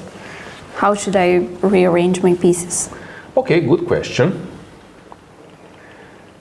So knight to f6, I believe, is the move which black is now considering. Knight from d to f6. Natural, yeah. I don't know if there's any hidden thing for white. I don't see it. But this knight on b5 seems to be kind of annoying for black, no? Maybe this is the point that maybe I can take on c5. I don't know. I was thinking, is this an option? And then c5 is hanging. And if you take, can I maybe place my knights here? I was thinking about this. But you were opening up completely the position, and okay, maybe even if I want to sacrifice one pawn, we're opening up the position and black would have two bishops. Wouldn't that be something that black would maybe want to do?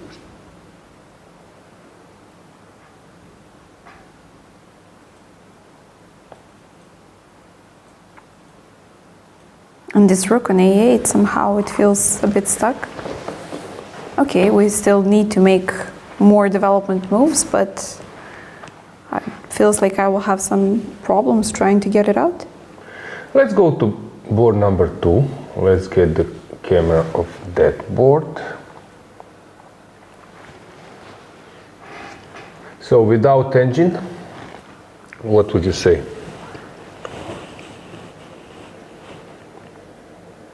Okay, actually, black has 2 bishops. Okay. I have True. 3 on 2 on the queen side is black. Maybe I would even prefer black's position. Okay, let's say that I'm white. I wouldn't be worried because e5 is my next move, then knight can come to e4. So I would say that white is slightly better. You want to reveal the info? Yeah, Let's sure. do it. Ah, Slightly better for black or equal? huh. Yeah, so for engine, So the engine is not good yet. yeah, no, he prefers black, which is fine. But it's equal, basically. Yeah. No, I equal said position. from my point of view, I was thinking which side I would take if I had to play from this position, but yeah, objectively it seems like it's equal. Let's get the board number 3. Camera there. Here. Okay, I would have to think a little bit what's going on with e5. If I have somehow to solve it, but without thinking, I would prefer white. Yeah, I would say Visually that somehow white it's better. should be at least slightly better here. Let's check it. Drum roll. Da, da, da, da, da, da, da. Yeah, equal to slight better for white. Okay, let's move to the board number 4. Okay, here we will need to dig a little bit deeper. So, what's going on here? Knight will come to The rook e4. is on e7. Okay. Okay, my feeling is that white must be better here. Unless I'm missing something. Okay, knight c5 is maybe a good c5. move. And now if I go f6. Okay, f6. With this chain, I would be shocked that white is not better.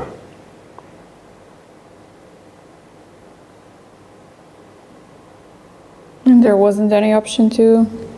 Yeah, it wasn't very good to I take think an f5, f6, right? for example f6, you move the rook, you block it a bit, and let's say the move like this.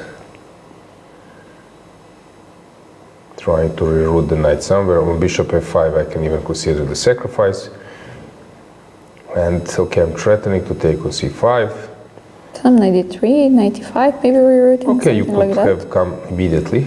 So she True. took this route. So let's say, I would say that white is better. I might be completely wrong. So please, Very engine, feels be very dangerous. fair to your friend. Please, come on. For your least friend, once. At Mr. least Engine. once, yeah? Yeah, Mr. Engine, please.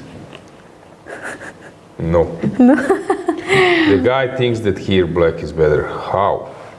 So f6, rook f7, let's say 92. Knight d3 he plays. Okay, so bishop f5 he allows this. I would be scared. Okay, they are digging deeper, they are in their game. So they see nuances, so 92 might be a bad move. I was thinking queen f2, queen h4. That might be a right setup. So something like this. And now, okay, queen e5 is not forced, of course. How white is not better with the pawn on f6? I really... But how do you also progress? Okay, it feels like you improved your queen. Okay, knight will go to e2. That's true, I cannot open the position. So maybe that's, yeah, this is the point.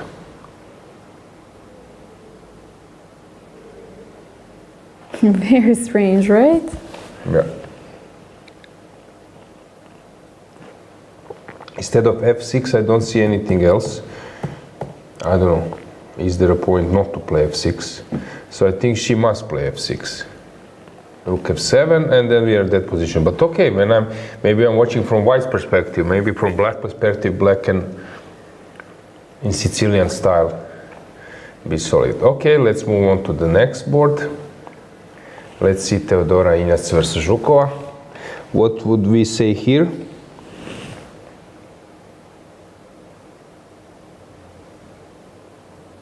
Okay, normal position. Better player wins. Or player in a better shape. I really cannot say who is better here. Normal position, equal probably. Around equal? Yeah, slightly better for white maybe. Then we can move on to Arabidze. Let's get the camera. Ooh. Okay, here. The king on e1.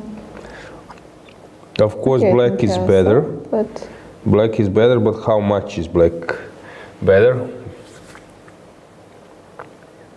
Okay, it must be a lot. yeah, feels. Okay, let's try to guess. Let's try to be brave. Okay, so you want the concrete evaluation. I would say maybe 120. Okay, fair enough. I would go for -2. Okay, even more. If I'm wrong once again, I will We're turning off the engine. -1 only. Okay, Okay. only -1. But is it finding something? I don't know if this engine correct, but it's -1 only.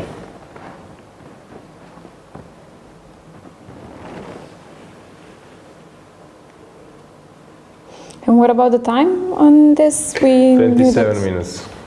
Meri is already on 27 minutes. Yeah, so big light squares. Let's move on.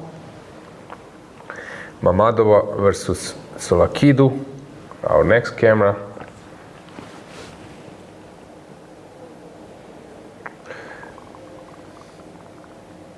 She's I don't like this sacrificing pawn a pawn. c6. She's sacrificing a pawn. But the knight will be trapped. So if you take knight c6, bishop b7. Okay, I cannot take, but still somehow.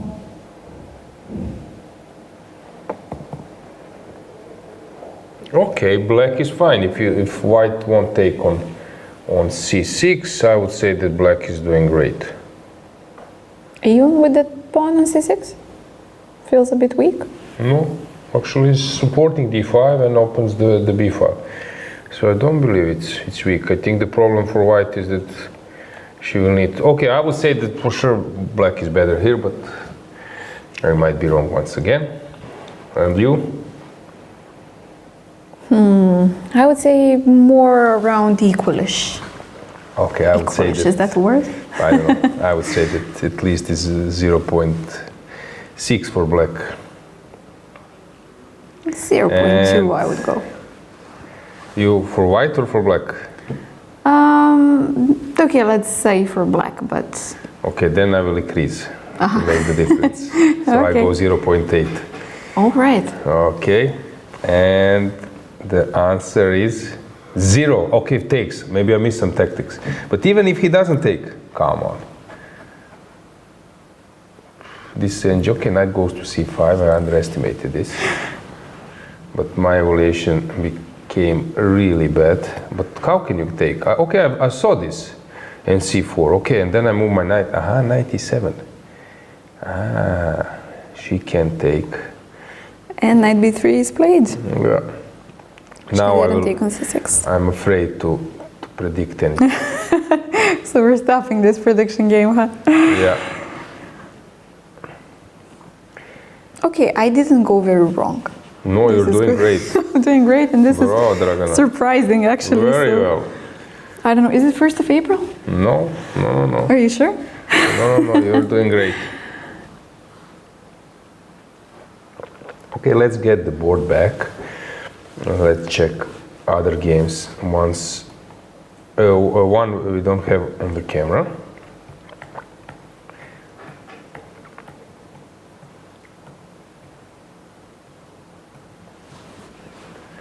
Okay, this should steer to a draw somehow. Zimina is doing very well versus Anna.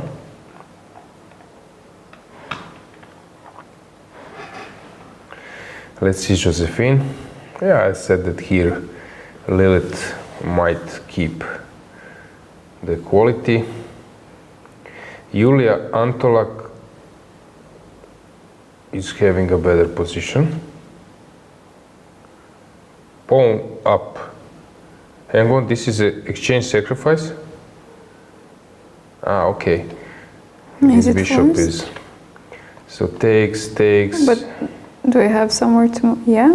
Bishop d5? Do we have where to retreat? Yeah, you Yeah. can just take on c7. Maybe she wants to take with the knight. But then I'm always... Okay, rook c5, knight before, maybe I'm allowing. And no nasty jumps with the knight, okay. Okay, this might be hard to evaluate, to find the right move now. I was thinking about this move for a moment. Where is the mouse? I was thinking about this move. And this wins. And taking f7 and... Yeah, if you take with the bishop, I take rook f7. And then you take the rook, yeah? You need to come to d5. Then I probably win this rook's endgame. And I'm winning. But here there is a move. Which move? Ah, queen g5 check. Yeah, I forgot about queen g5. So this might be a viable try, or at least not bad. It is complicating the matters for sure. Yeah. Regarding complicating matters, we have a little bit more complicated here. Ooh. Monica seems to be just winning. What has happened here? Okay, so this is the first game where she's not entering endgame right away, right? If I remember correctly. Yes.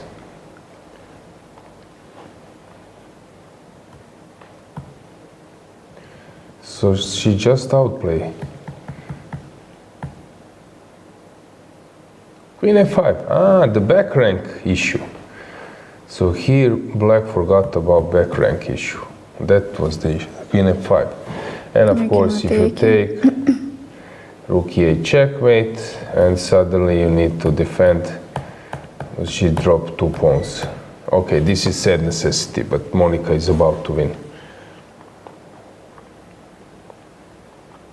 Irina Bulmaga, long maneuver game. Kurzala, we will see. Nino versus Victoria. Okay, this is a fight. Similar position like Rubers.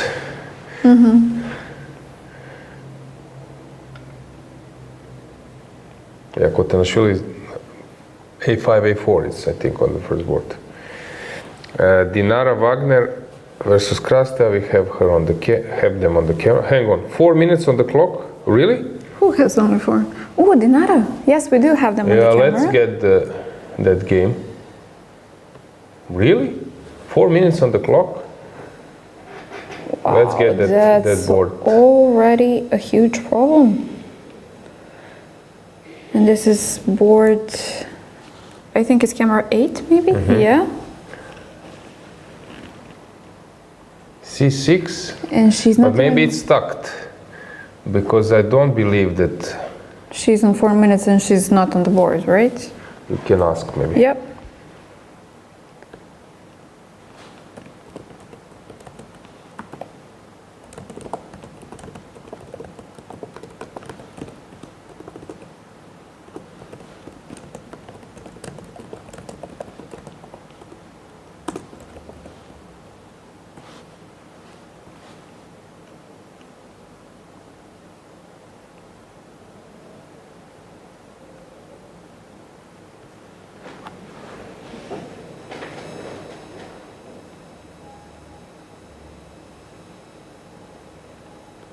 Let's get the board above them.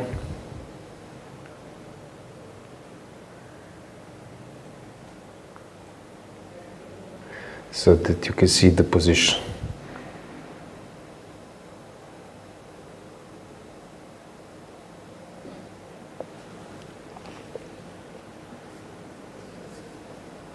But something feels off. We can see on the camera that it's Beloslava's move, but we see C6 broadcasted. So we're missing White's move.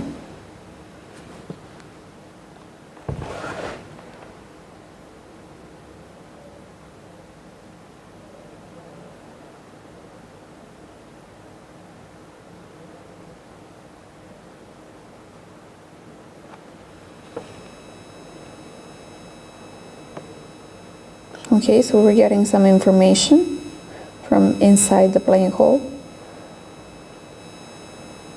that Dinara does not have 4 minutes.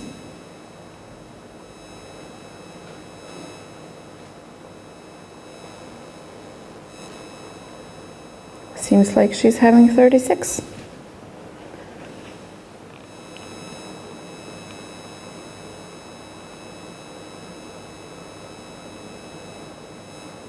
If the information we got is correct.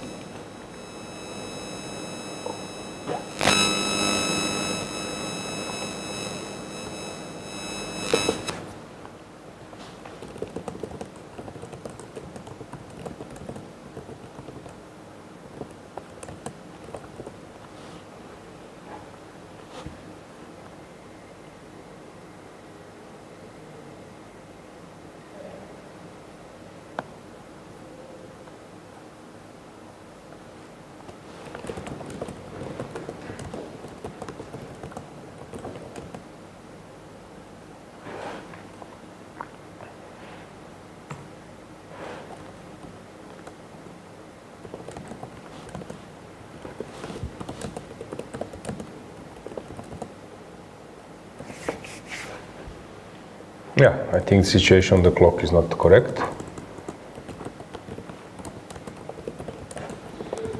It would be very strange that Dinara is only having a 1 minute. Mm-hmm.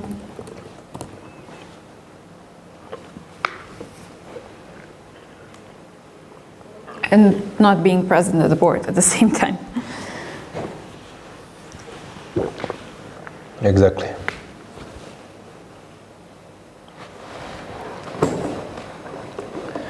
She's back.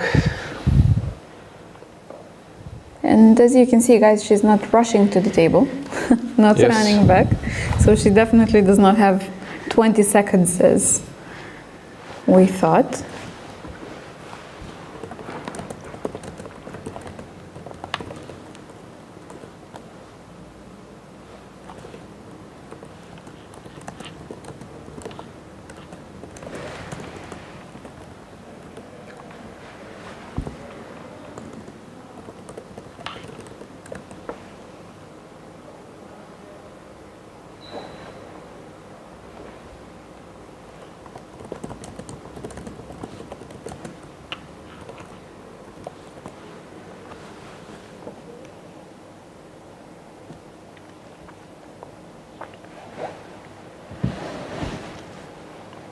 So rook e7 played, but we don't know what is. White's move was rook to f1, h to f1. Mm-hmm.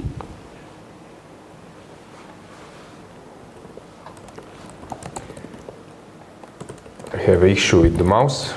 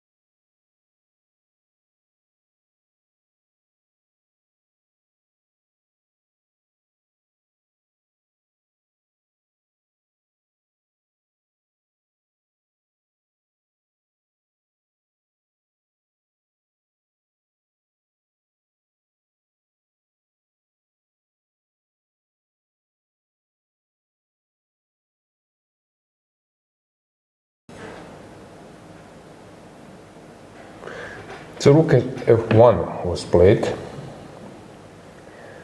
And then... Okay, so we got the information that some cable got disconnected. So this is why we don't have the updated position or clock. So guys, do not panic. Dinara didn't lose on time. She is still here, as you can see. And the game goes on. So yeah, as you've mentioned, we have rook f1 and rook e7 played.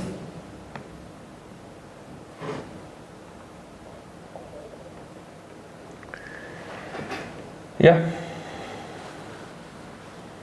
And white pushed f4. She took on d5.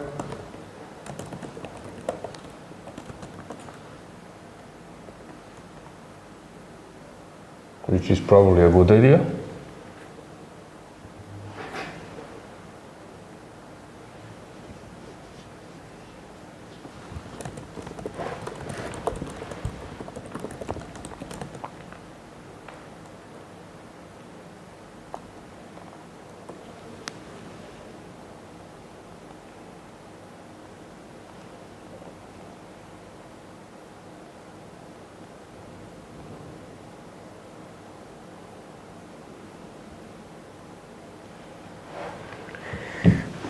cd5.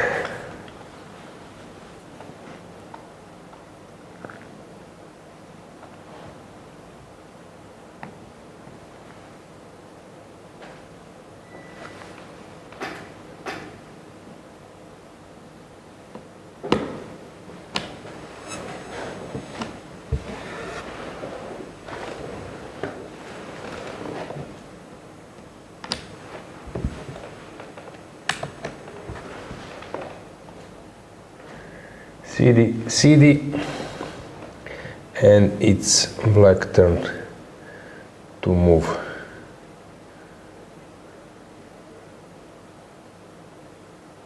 Knight maybe. Queen b6. Of course, taking on f4 looks dubious, but f5 is coming. So it's not a simple decision. Also, it's possible to go to transfer. Maybe knight to d4.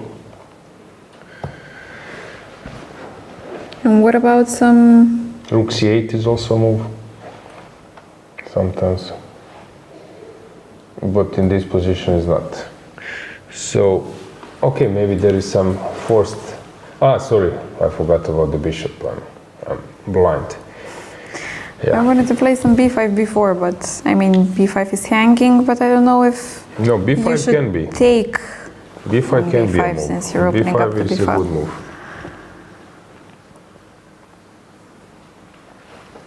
Yeah, for little blunder. When I'm having technical issues, like this mouse is going crazy. Yeah. Okay, look, sometimes it can be a good thing, because if we say something stupid, we blame it on the mouse. But what about this? How do you save? Because this I can take, I believe. Ooh. Yeah, that is just wins. Okay. And you need to take with the rook. Okay, then it's fine. No tactics. But it's some kind of challenging moment. Since this board is stacked a bit, we can move on. Let's see how Laura Unuk is doing.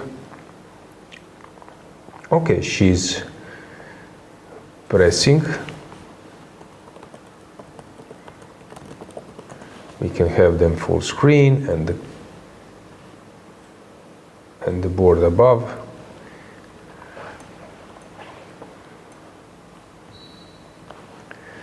Yeah, better endgame. Nice outpost on e4, two bishops.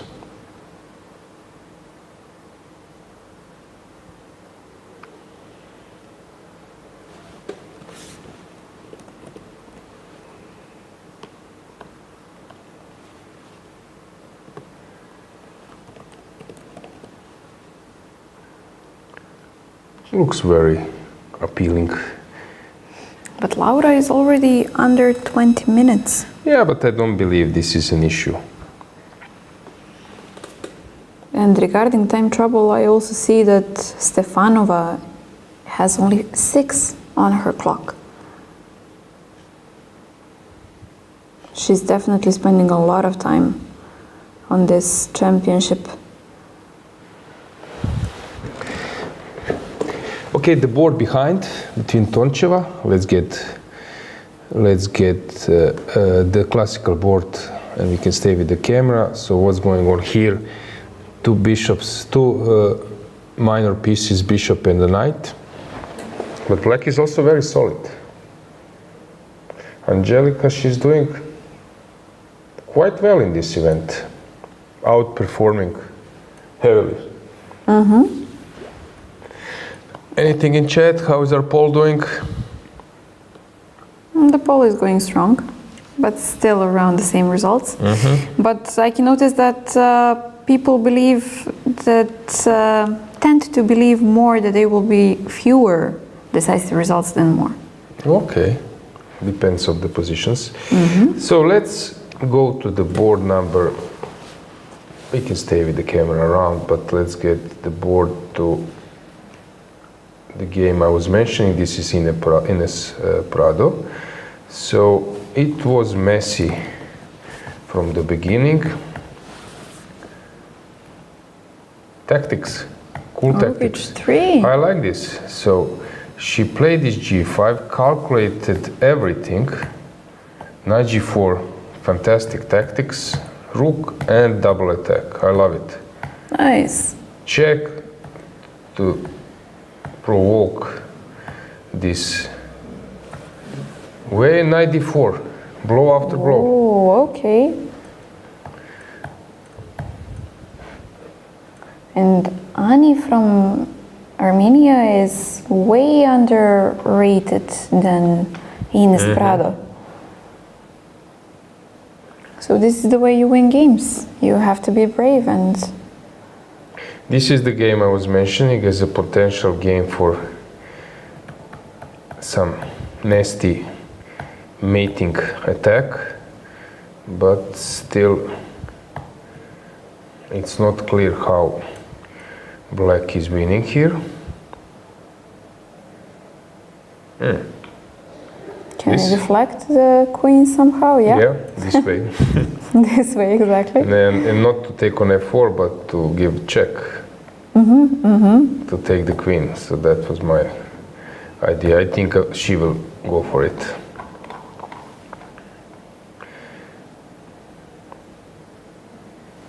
Okay, something interesting. Let's try to find.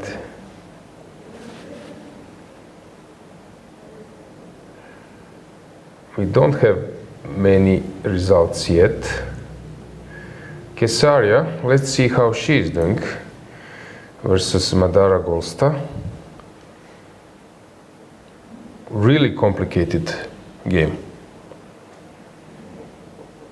E6 just played.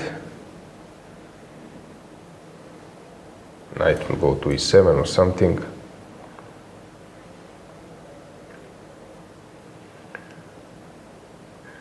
How about this game? Is Elizabeth ready to launch the mating attack? So she was brave enough to sacrifice 2 pawns. Okay, she can get the exchange, but By the let's. way, I played once with Elizabeth. It was some Olympiad. I have a draw with her. Oh, Yeah. very good. So after king h8, I can take, but then bishop is hanging, so I probably need to keep up with some queen c1. Or is there a better move? Bishop h6? Okay, no. Let me think. How do we win now? d5? Instead of just simply taking it. Yeah, but then queen g5. Okay, okay. So this was my D5 to close the Is f4 an idea? No, this engine is just laughing. So what's going on? Maybe it senses that it's you on the computer, so that it's going on purpose like this. Joking with bishop d2. I can start with that. Finally. Okay. I relate. Bishop d2. Yeah, and then when queen moves, probably this bishop will also come to c5. King h8 played, and Elizabeth is thinking. Okay, yeah, somehow it calls for rerouting to have this bishop on c3 and having this x-ray. And then maybe when I put my bishop on c3, I can put my queen on d2, 2i on h6.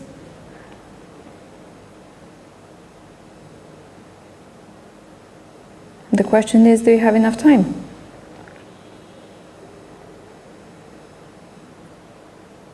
Because afterwards, maybe black can play some b5, try to open up the c file or something.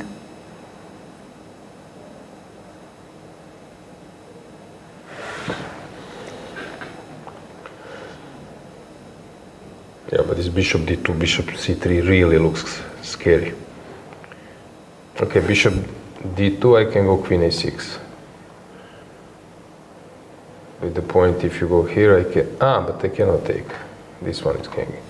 No, then this will be a massacre. Bishop d2, I believe, will be played.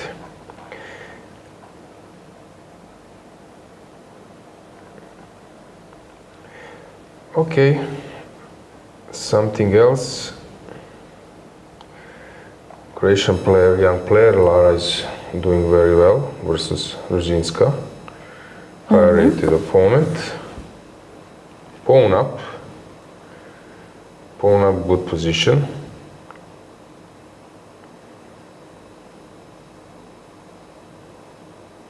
Here we have some storm approaching. So knight f7 probably immediately is that, but black is thinking, is that a threat? Might be, but white can also move slowly.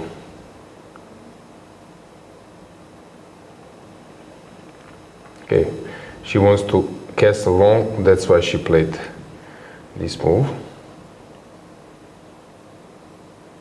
Now it's white. White's turn to think. The problem for black, if she castles long, then knight d2 might happen. So I can start with, let's say, bishop h3. If you castle, always some knight d2 is an idea. At least I believe. Here we have a winning position already. We left around here. Okay. How this happened?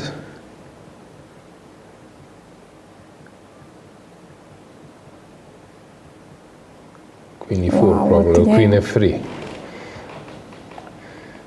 Queen d5 check or not. Some rook left maybe? To try to put the rook on b8. e6, how about this? Engine, we started to be friends again. To approve your... No, we are friends again. Okay.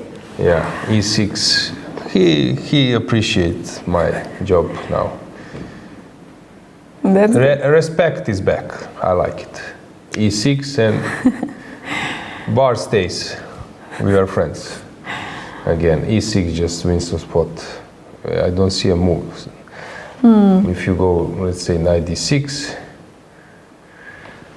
Bishop probably d5 rook maybe? d1 is the easiest.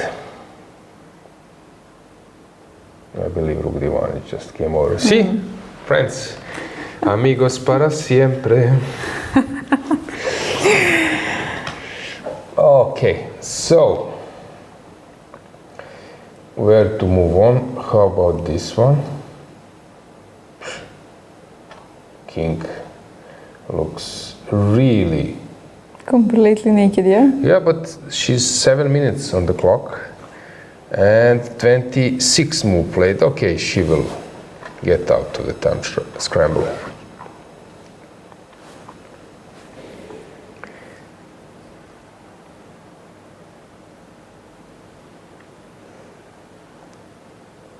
I see a comment in the chat saying Dana Kochavi is back to her stellar self because Kochavi in Hebrew means stellar. Yeah. Okay. Interesting. This is a nice information. Thank you. Teresa Rosten versus Antoaneta. Is Antoaneta really on 3 minutes already? 14th move. Can we check that the cable is alive and kicking? Maybe it's connected with multiple boards. It could be. Yeah. So table 14, right? Yep. No, 26th. 26, okay. Toncheva is trying to find a way. Yeah, this is the game I wanted to check. This really looks crazy, and Miruna plays it like it's a normal position, perfectly normal position. So she allowed all G5 is fascinating. You're move. not scared to sacrifice on G5 with your king on E8. Fascinating move. Wow.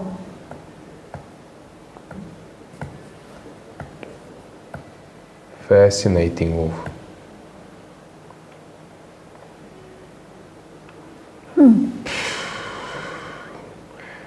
Why something strange happened?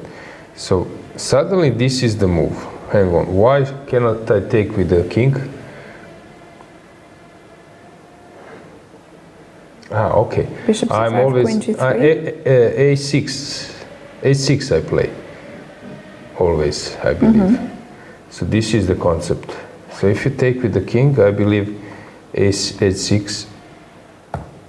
But king F2 was... Okay, I can start with bishop C5.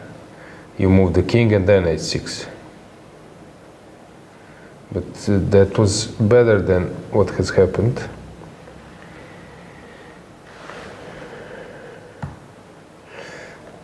So Stefanova seems to be really 3 minutes on the clock.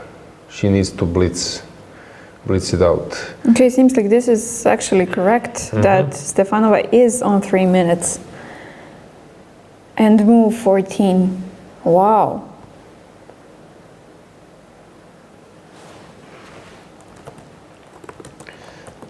This game is still stuck. Nino. A mess. We will stay to Stefanova. This game, just to briefly check. Here, white is just winning. Monica collected everything, so this game will finish very quickly. So here, D6 was played. Nice touch. Yeah, Josephine, as I mentioned, predicted before that this is the game where I would go for a draw. And actually it happened. But We I also didn't. have two Ushenina, I was expecting that she will push a little bit harder. Mamadova versus Stavroula, that this game will be more complicated. And Meri turned the tables, or at least save herself. She's not worse any longer. Here is a mess. Hang on, what's going on?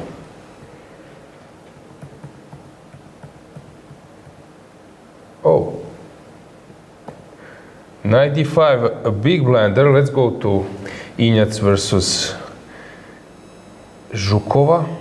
Board Because number 5. 95 allowed 94. Let's have the camera and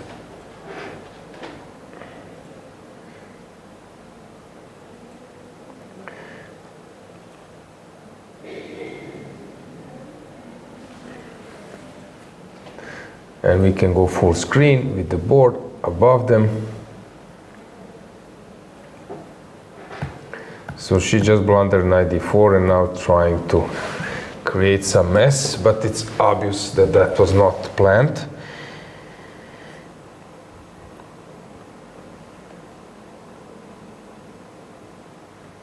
Giving Teodora a clear advantage.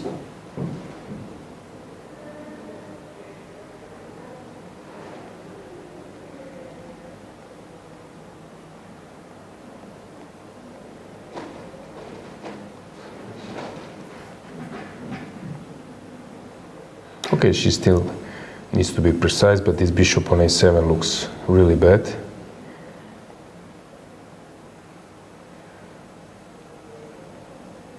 While my bishop in b2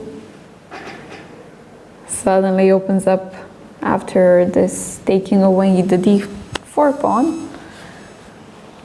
And the one on g2 feels like a monster as well.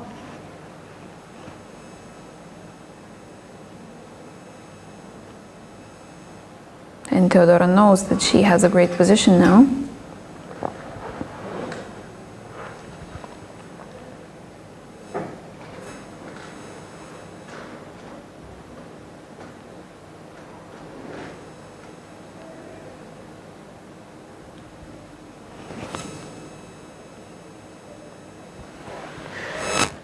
Okay, so she can take, looks pretty normal.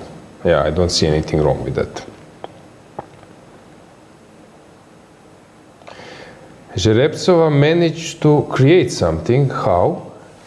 So queen f2 was played as the precisest move. c6 was maybe a necessary move. Let's Maybe get the old. we can go with the camera. Yeah. Board number 4. Yeah, with an old view.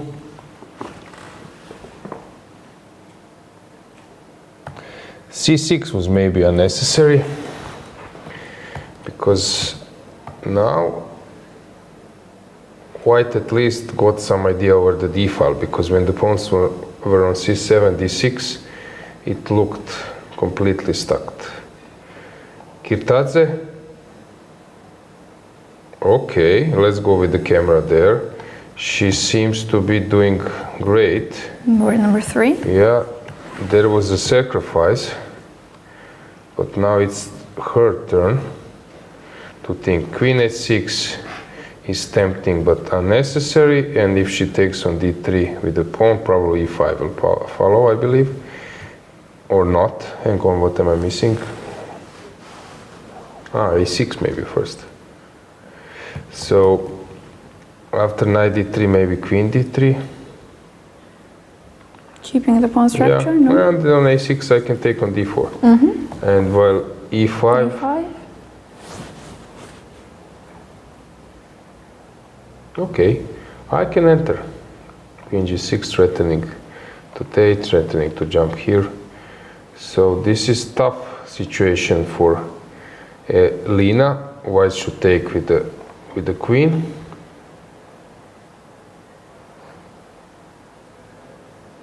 Mateskaya is outplaying Govar. Board number 2. Yeah, and here it's a mess. So this is the game to follow. Let's keep an eye on Stefanova.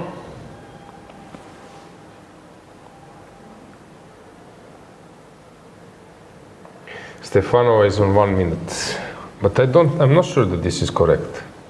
Is it? It is. Yeah, okay, let's. It is. We got the confirmation from the playing call. Strange. Maybe we can move the camera there. From Maybe. board number 7.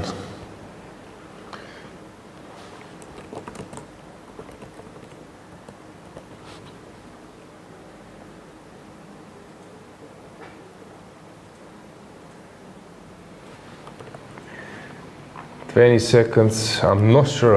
But we will find out quickly. Yeah, a5 played, because now for like 20 moves 25 moves, she will just need to blitz.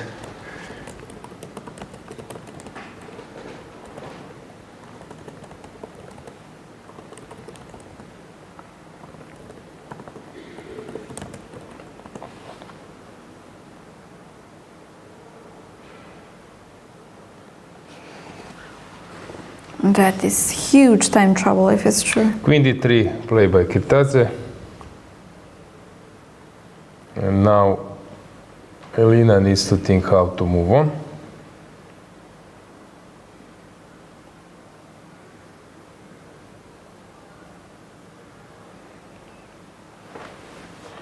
And here I was thinking that she would push and that she might have a slightly easier round today. But guess I was very wrong. Okay, so we have already 3 draws on top 10. So that means that in our poll, the situation. Yeah, if somebody is voting only now, they have a huge advantage with the possibilities. So all 10 is out of the contest. 6 to 9 still possible. Theoretically, yeah. Practically, could be.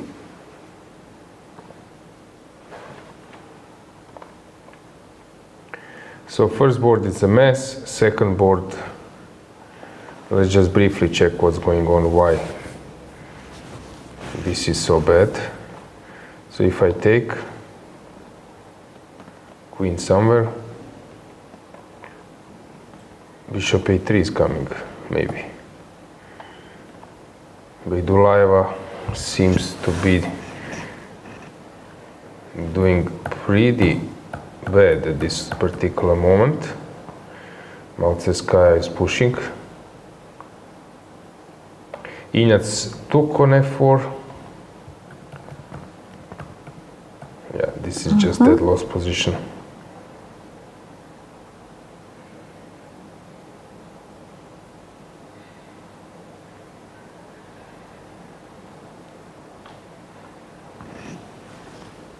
Wagner, we got the position.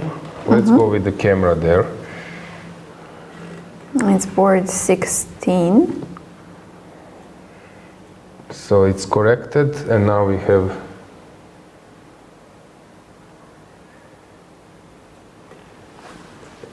But I think it's being updated manually, so... knight a2, just played. Because some kind of cable disconnected and it's not very easy to fix this while the game is on because you would be disturbing the players maybe. Yeah. Sabrina Vega, what a position. Is it possible that here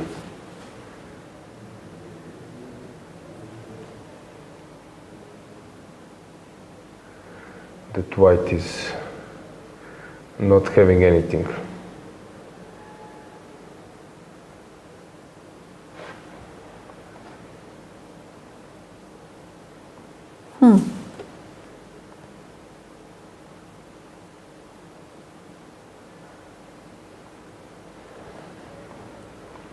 Rook g8, bishop b5, I must have something.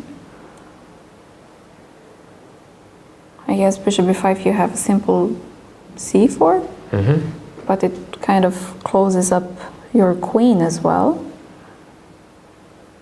And pins the knight on f3 so that you cannot move it.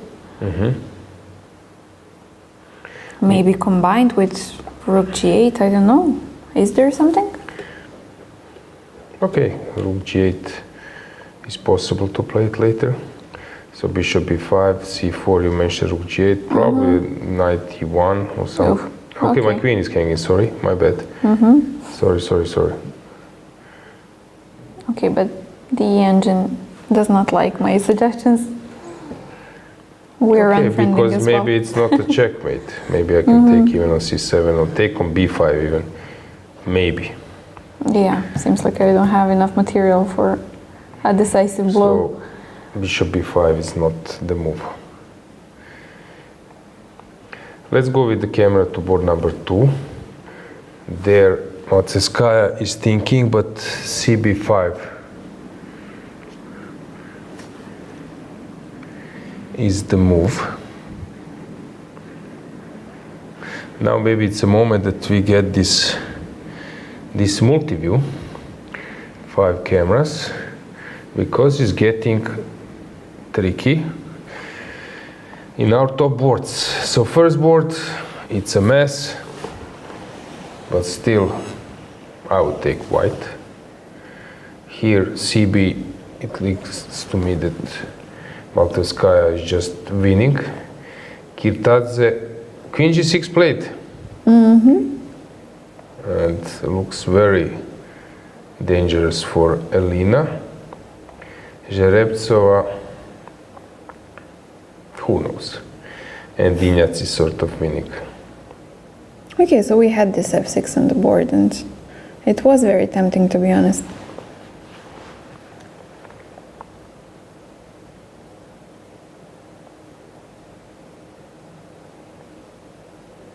Interesting how you can see somebody moving from one camera to another. For example, Anastasia, we see her in multiple cameras.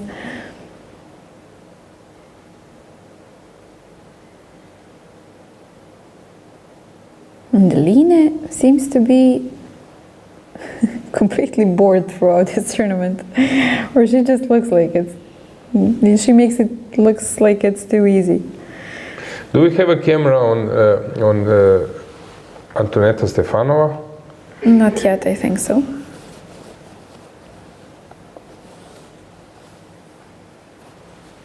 We didn't get the information that Not it's yet. there. So That would be nice to have it. Yeah. It will come shortly.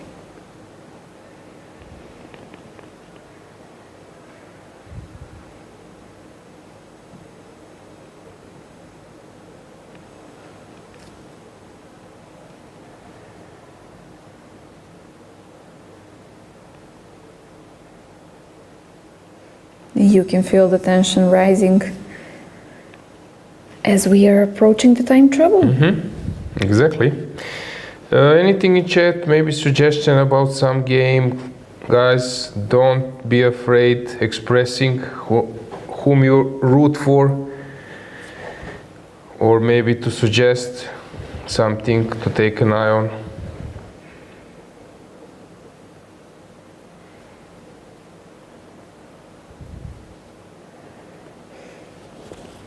Marko Matic is rooting for board number 10, saying that it's on fire. Some analysis for board number 25. Board number 6, I'm sorry, not 25.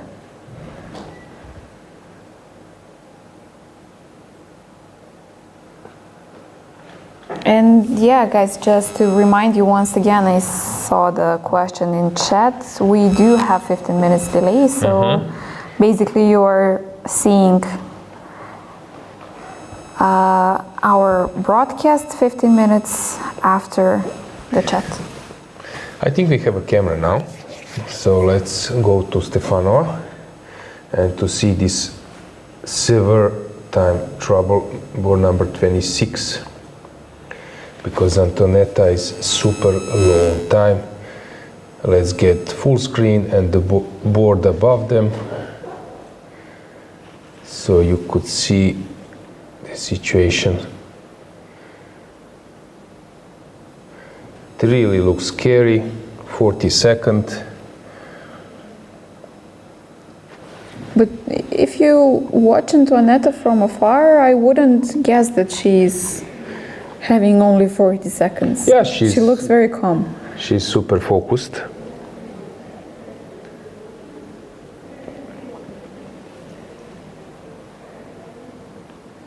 But don't forget that this is a former world champion, so of course she knows how to handle stressful situations. Bodana is struggling.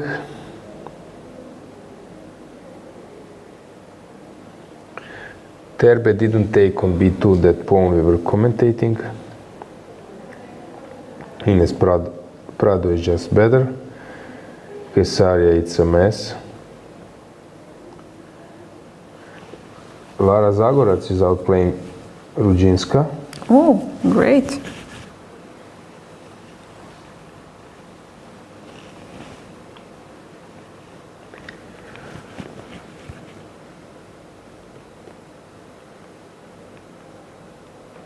Patalieva is now We much have a better. draw on board number 6. Okay, let's go with the camera there. Are they still Yeah, here? so Meri was... Okay, they're They gone. left. We can move that camera as well. But let's go back to Stefanova.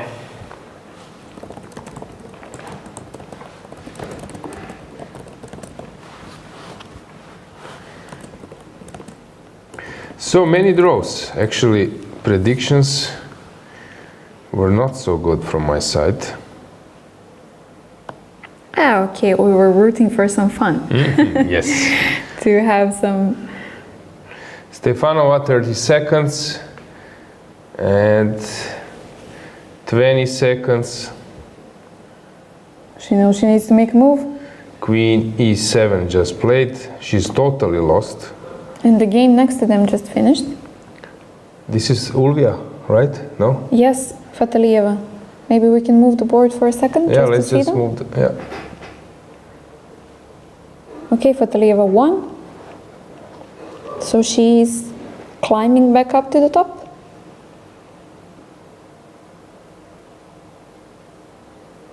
Yeah, reigning European champion. She can still clinch the title.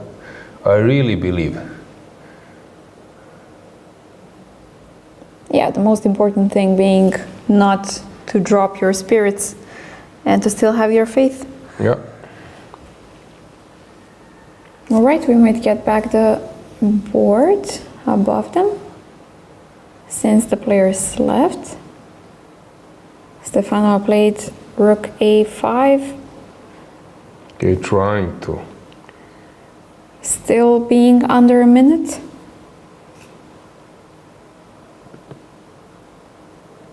And this is only move 20, so 20 more moves with 1 minute on the clock.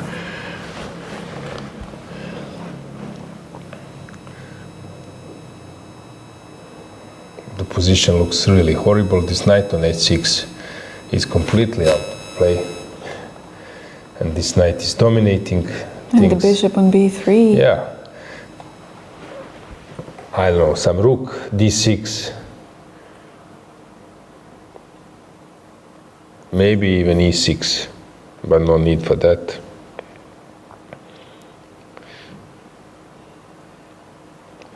Rook d6, I believe, is the move. Teresa has started with the draw versus Tsolakidou, then loss versus Javakhishvili, win versus Dongguani 2024, Zavatska draw, and today she's playing versus Stefanova, and she's very close to win.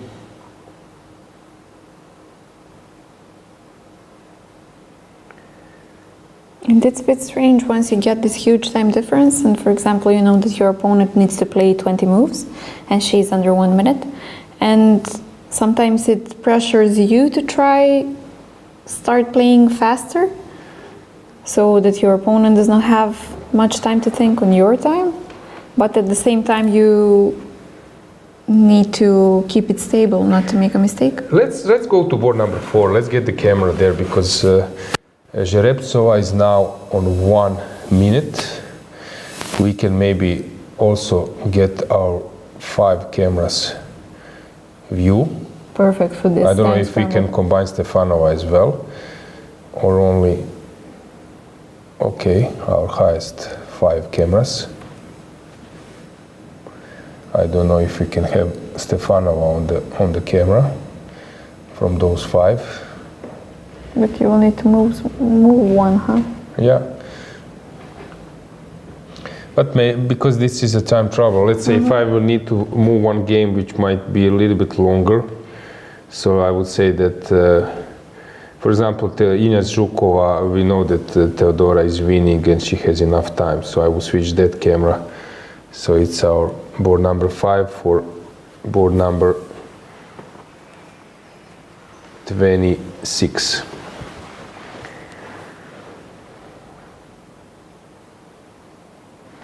If transition is needed, we can also stay at one board.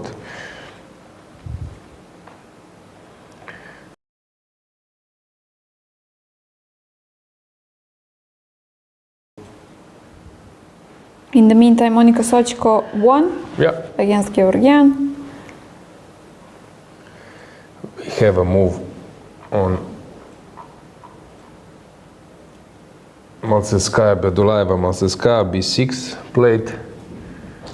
She will surrender this pawn and also surrender the exchange.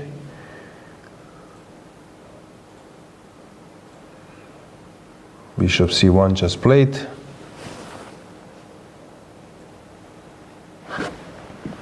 And we got Stefanova.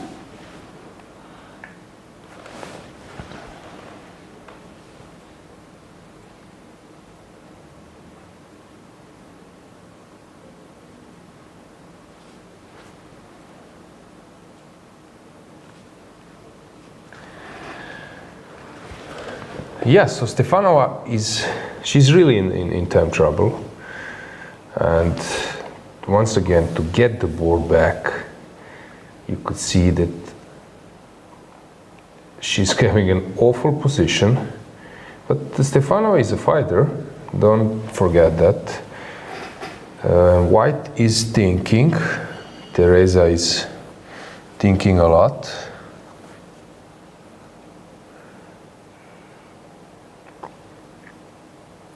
Sometimes when two players are not at the same time in time trouble, or that at least one player is having enough time, then you wait some action, but it's prolonged because that player, she has enough time to stop, to think a bit, and then the pace of the game is not like when both players are let's say on 5 minutes, and here you have a scenario when one player is under 1 minute and the other one has plenty of time, and then pace of the game is not blitz. They are not playing in the same pace.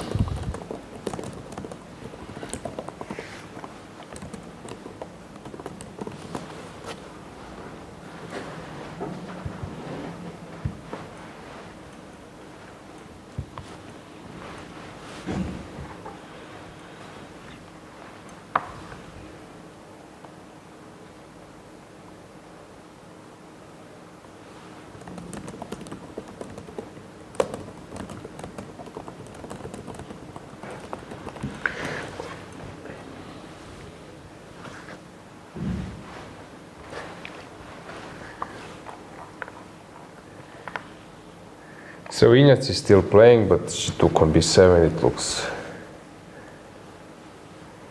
that those 3 pawns will just start rolling.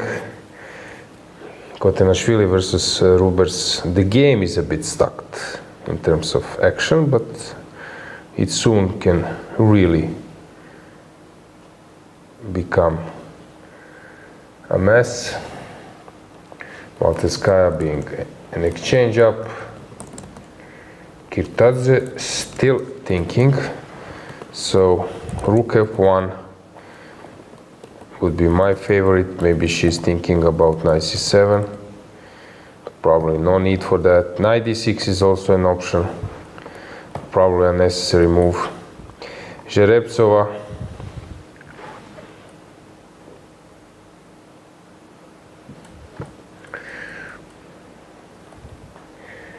Okay, they're maneuvering, and this is a really mess. She's a minute on the clock.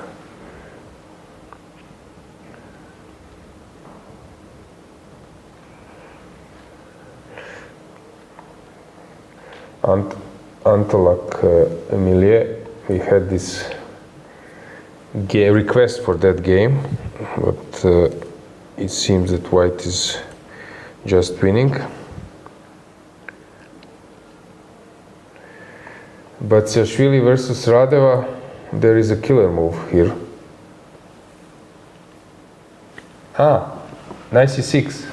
It got updated? Oh no, engine. Because my point was, if you take, I take queen e4. That was my point, but he doesn't like it. Deflections, okay. For some reason. Rook e3 maybe, is this? Yeah? Rook e3, I have strong bishops. It can be a mess. And then queen c6, and I open my rook. So this is the point of Radeva. So maybe something more. Yeah, knight f5 just wins on spot. Same thing, my point was not to allow you bishop g3. Wagner versus Krasta, we don't know, the board is stacked. What's going on here? This is really a mess. A real mess. Same goes for this position, same goes for this position. A lot of messy time travel games, yeah. Take a look of this one. Whoa, what's this? Marina Brunello playing it. This is a complete mess. Laura is pressing, and Stefanova rook d6 played. Knight a8, sad necessity.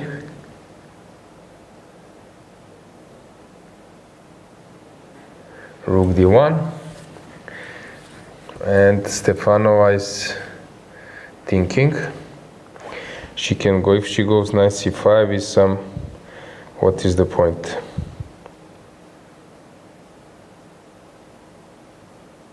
Knight c7 played.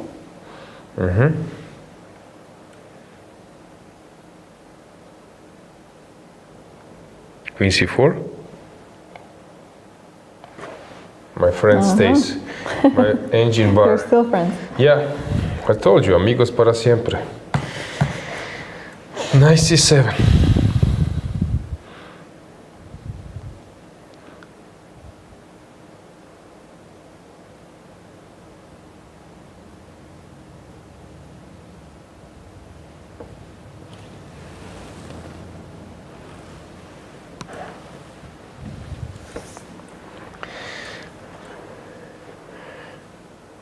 Tense moment.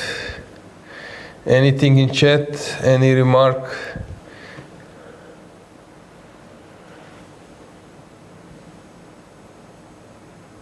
Kirtadze much stronger than her rating suggests. Yes, That's we true. completely agree. That's true. We couldn't agree more.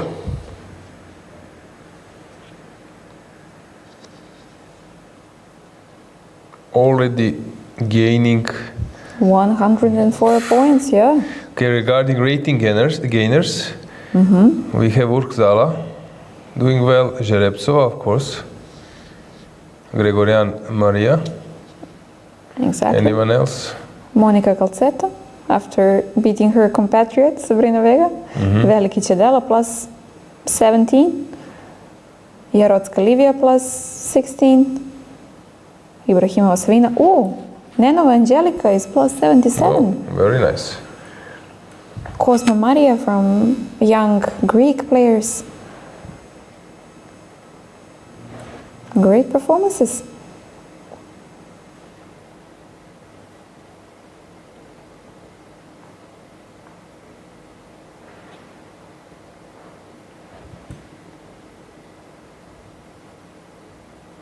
Hang on, in this position, Sabrina Vega versus Mirona, the queen disappeared.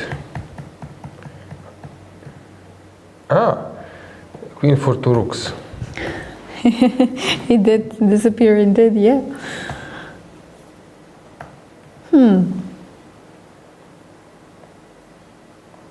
Sad necessity? Or Really crazy. completely brave decisions? Yeah, and I mentioned that we might have a complicated battle on the first board, and we got it. But here, Altskaya is just winning.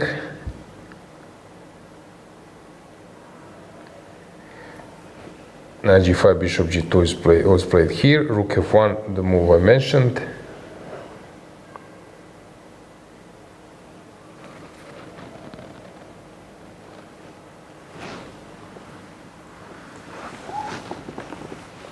Urzala is playing really well. She's definitely showing some great performance in this tournament.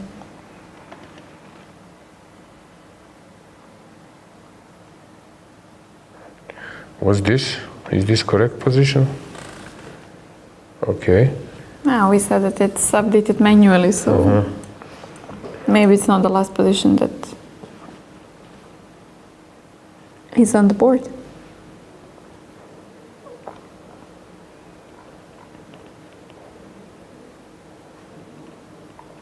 Stefanova played knight c7.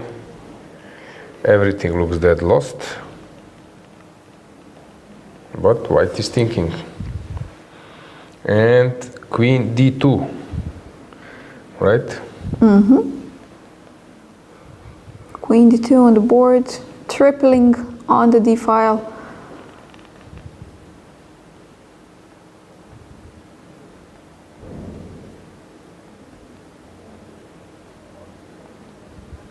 Putting pressure everywhere.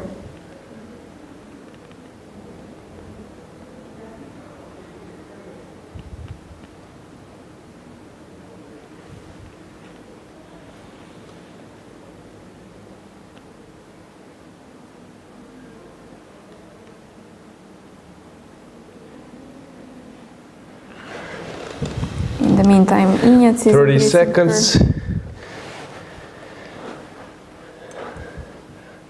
Last half minute. 20 seconds for Antoaneta. At the same time, Zhereptsova is also playing long time. 1 minute on the clock. And Stefanova played the move on the last 10 seconds.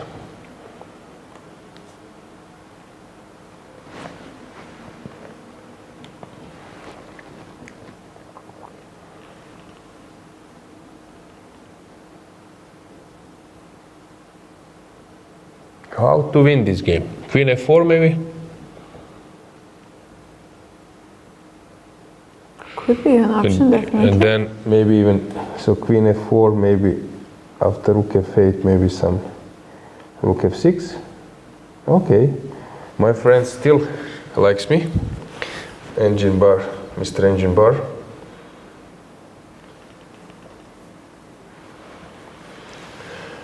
Okay, white is seems like dominating, but it's not easy to finish the game. Let's go to board. Let's check me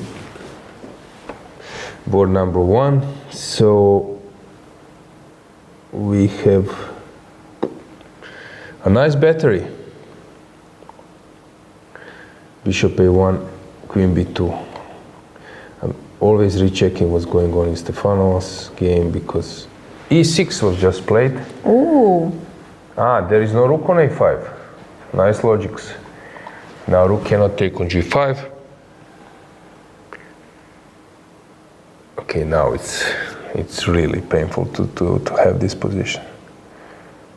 Teresa is getting a dream position.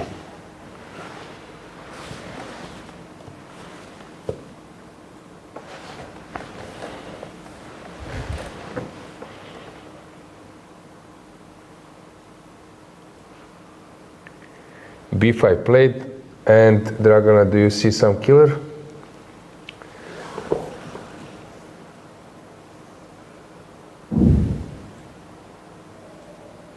Trying to find something. 95? 95? Yeah, okay. The knight on g5 is protected. Okay, I need to calculate. If I go knight e5, you take on e4, I jump in. I can also take on c6. I forgot this that I'm probably winning a queen. I wanted to go here. You take, I take, you go here. I was thinking some takings and then queen a6. There must be now some winning. Was there some kind of intermezzo, some bishop g7 and queen b2? That probably was also a queen f6. And then I take on f7. That's fine. I believe because this. Hang on. Is it? Okay, b3 is hanging as well. The rook is protected. I forgot that the rook is protected. So maybe just to take on f7 first, and then queen b2. Yeah, many. Knight f7 played. Yeah, knight f7. Knight f7. Many roads leads to Rome. He takes f7. At the same time, Batsiashvili is playing easily. Govhar is long time. Daniel Jan is super long time. Take a look at the position. 1 minute on the clock. Here, Mai is creating something.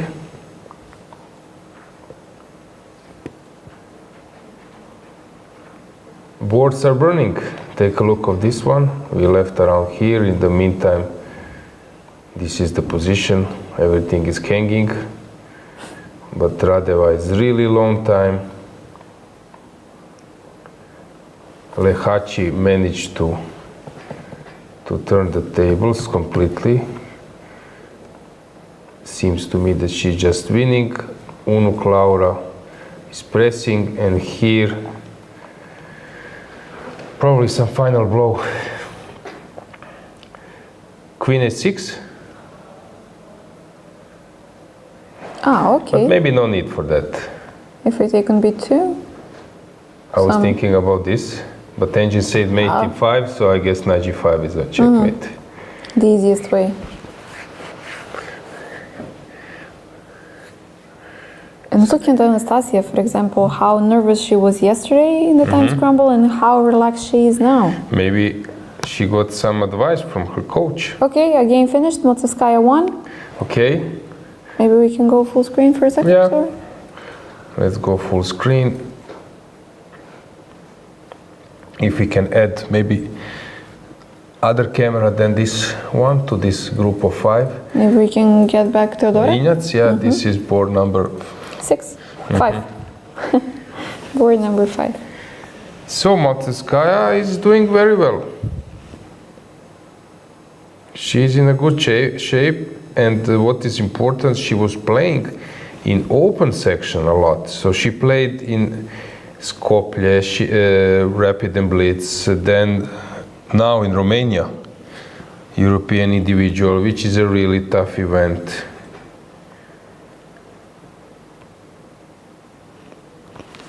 So she's really, playing a lot these days. Okay, and she had 6 points in Romania. She had a draw with Brunello Sabino. 4 draws against strong players. Okay, if we can get our regular view. You mean the multi-board? Yeah. Yes. Thanks for that. Now we got. Teodora is back. Queen d4. Oh. Teresa. She was going for a beauty prize. Yes. Brilliancy prize is there. She takes on f7. Bishop f7. Yeah. Mate in 3. Okay, many things. I mean, she took on f7, right? Painful defeat. It's not easy for me to look Antoaneta's game because she was a really super strong player, 2600, almost rated world champion. It's not easy to play. To see her on this level and to play, but when you are aware that you are far away from your prime. Okay, we have a finished game at Daniel Jan. What happened there? She won the game. Congratulations! What a performance by Anastasia! Nice c7, nice trick. So rook e8 was a big blunder.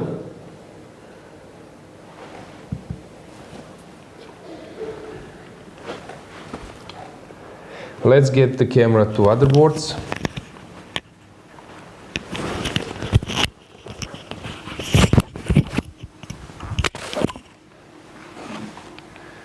So what do we have? Let's see our multi-view view. So first board, it's a mess. Teodora Injac is still winning. Jerebcova is okay, getting to a normal game. Stefanova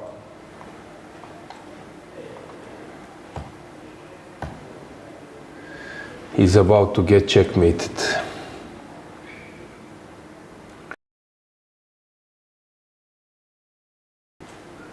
We have resignation, painful defeat by Antoaneta Stefanova.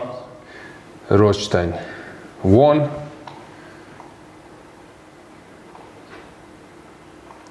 Let's focus to our main games now. And we'll have a guest. We will prepare a setup.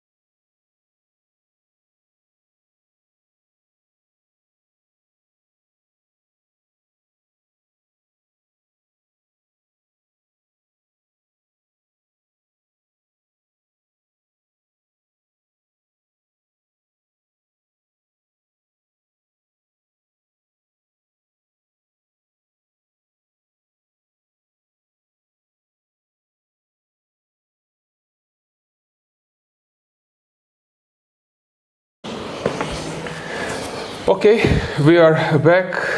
I have a guest.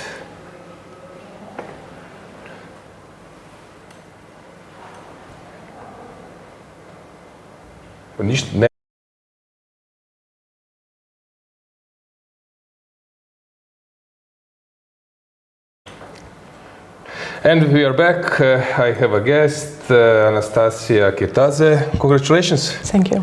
Yeah, you're playing fantastically this event. Thank you. First round was a chaos, but afterwards you really did great. So today it was a smooth win. So let's check the game. Were you surprised by the opening? Yeah. She was playing many variants, so I was shocked. Okay, so e4, e6, you were in the prep, or let's say in the book, till which moment?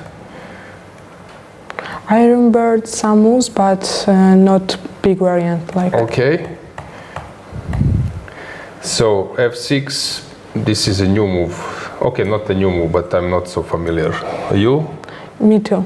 Okay, so around here you started to play very interestingly. Yeah. Have you expected this exchange sacrifice? Yeah, I was thinking before rook f4, rook f3 is better. Immediately? Yeah. Okay, and she is not sure? Probably there is some tactics. No, I think rook f3 is rook better. Rook f3, knight e5. And rook h3. Okay, or maybe to take. Can you take? And then rook h3 or something? Probably you cannot. Is this working? Oh, maybe. Maybe queen h5 or rook f1, maybe queen h5. Maybe that's why she didn't take. So she played rook f4 to move the queen, and then because now bishop s7, that's why she played this. Yeah. Okay, you played rook h3. Maybe h6 was, maybe she should have taken on d3 immediately. Yeah. My bishop is very good, so she has to take this bishop. So she played h6, you played rook g3. Queen d3 was important, this rook g3 and queen d3. And now queen g6. Now it's not an easy position for her. Yeah. I was looking queen h6 after that, but maybe rook f1 was better. Instead of queen g6 now? Yeah. No, I think queen g6 is a good move. Why not? I was thinking after rook f1, queen g6, and rook f1, bishop e6, and queen g6. And now if she plays e4, Yeah. maybe she can play e4 now. Yeah. So you play queen g6, bishop e6, rook f1. But now came this blunder. Yeah. When did you see this trick of knight c7? Long ago, or you haven't expected this rook e8?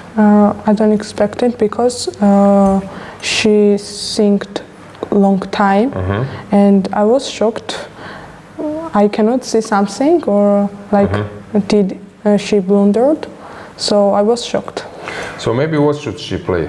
Maybe rook. There is not good position, so you cannot. If she goes rook f8. Rook f8, king f8, knight c7. I was thinking that. Yeah, and she cannot go bishop f7. Queen g7. Probably bishop. Yeah, she needs to go queen. She needs to go bishop. No, rook f3 is there. Ah, yeah. So what she will play? This Queen, is lost, probably. Queen c7, queen e6, Okay. e4. It was, e4. and queen d5, and maybe it's winning. Yeah, it's probably close to winning. But she blundered and played this rook e8, and now it's over. Yeah. Okay, a lot of viewers are following and they are impressed by your play. Regarding your games, we can just briefly say. So, first round you played. No, first round was versus Injac, right? Yeah. That was shocking. That was my mate in two, but you were fighting. But what happened in this game? A lot of people were asking. In this game, it was a really good game, but she synced like nine minutes, and her time goes very fast and lost. Like. So she was flagged, but we were not sure because if she goes queen d4, okay, it's not so dangerous. But she missed that move, or what? No, she was thinking. After the game, she told me bishop d5. I was thinking bishop d5. So rook g1, bishop g8, king g8, rook d8, and king h7. I was thinking that too. Queen a4. Rook g6. Yeah, maybe rook g6 and rook c8. It's better position for white. Yeah, white playing for winning. So. And she overstepped her time. Okay. You're playing great. Are you surprised with your result here? Yeah. Very. 4.5 out of 5. It's a great result. Ambitious? Not yet. Clear. Not yet. Okay, Anastasia, we will go back to the playing hall to check the time trouble. Congratulations for your today's win, guys. We will check. We'll go. Let's go to the playing hall.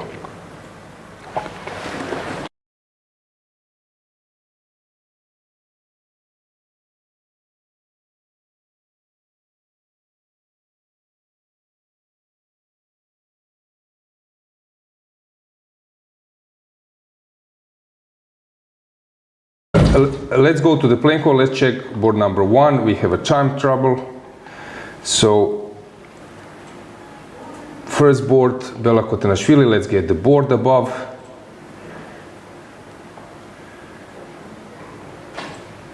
So it's a mess.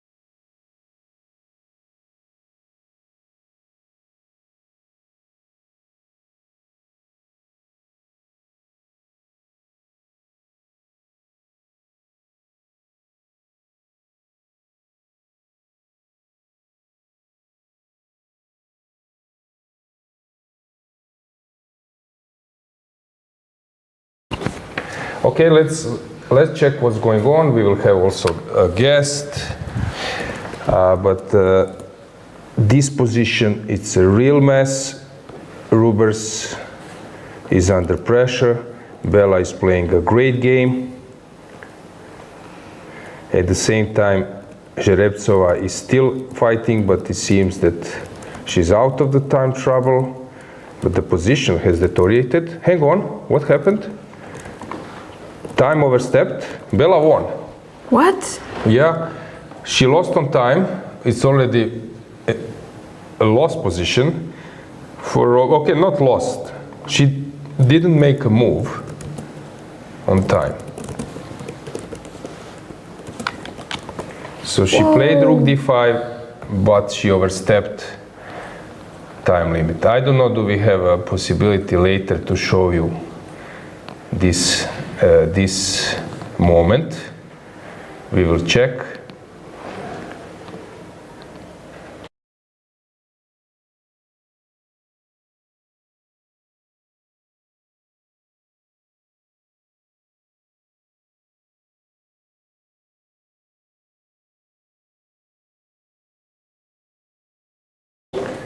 Okay, so you could see, you can also rewind the moment when she overstepped her time. So unfortunate, and she was let's up go on time. to other boards. We have cameras. Let's see where is the time scramble the biggest. We can maybe go to board number 10.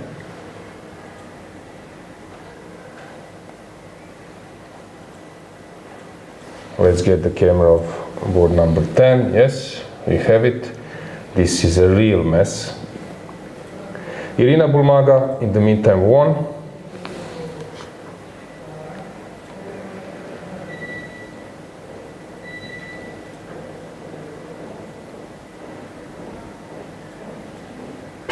What a mess in some games. And so many finished in such a short span of time. Take a look of this one. This is a really crazy game.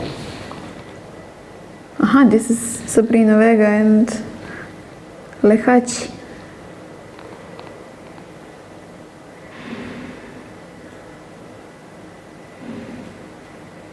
Wow. Complete mess, especially when you do not have balanced material.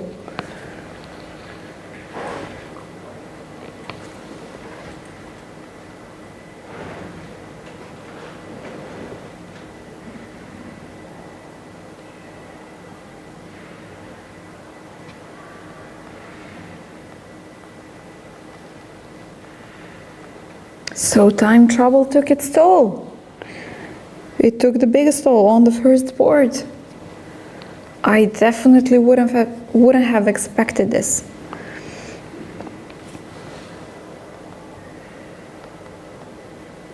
My Narva is outplaying Alexandra, and currently we have a view of Yulia Antolak and Sophie Millet.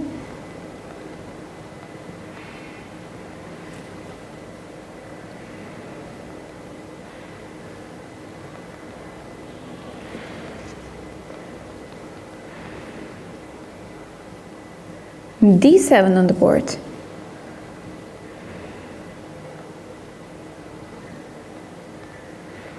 Giving away the bishop, of course, cannot be taken right away. Queen g4 was the immediate answer. Sophie keeping the last seconds that she has. 2 more moves.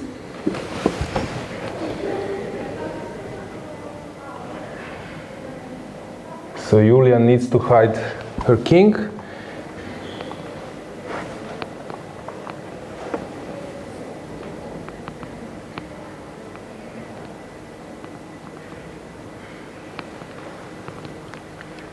So where to go?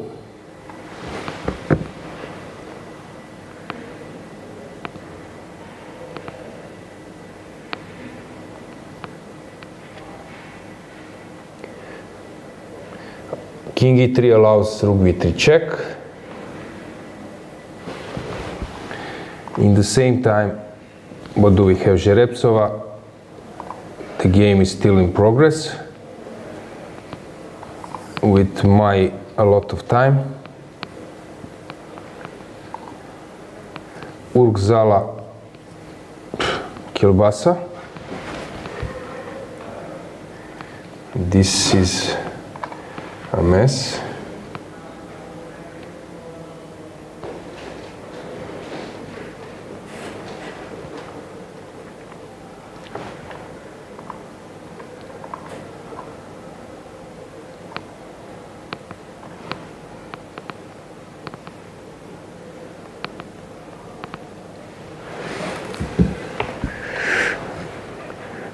Batsiashvili in the meantime won.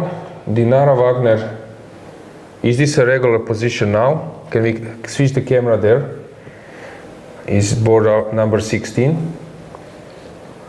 I wouldn't be sure that it's updated. Let's just briefly check. It's not the case, but it's Close to. Okay, so white the piece is a pawn got up. exchanged on d5. White is a pawn up. It seems to me that white is just winning here. So let's just briefly check with the cameras. What do we have? One by one. Alexandra, board 4 against my Narva. Yes, here you see the situation. My thinking shares 6 minutes. Let's move on. This is board number 10, where Yulia is thinking where to hide the king. She has enough time. Let's move on.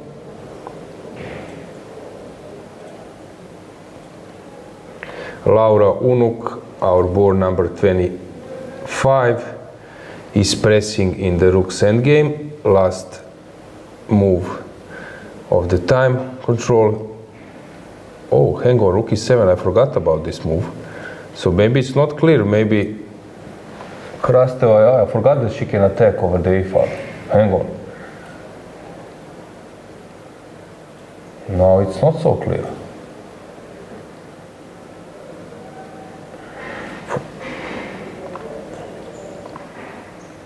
But Dinara has the open F file. It's still very sharp.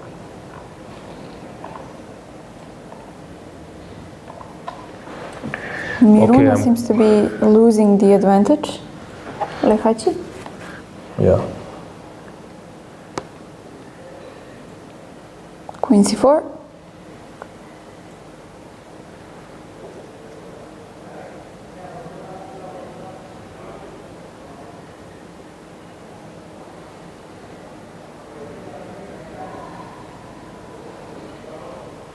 Okay, but the pawn on c6 is super strong, but it's not so clear.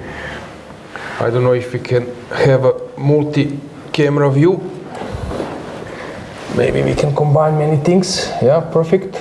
Great. We have now also Urk-Zala playing versus Kilbasa, and they are really long time. This is our bottom left. And we have also this Lehachi versus Sabrina Vega, which is a complete mess. I don't know which game to follow. Is the camera right below the board? If you were wondering, maybe. But severe time trouble, yes, we have Alexandra who has only a minute, we have Sophie who has minute and 30 seconds. Zala is minute and 20 seconds in the clock.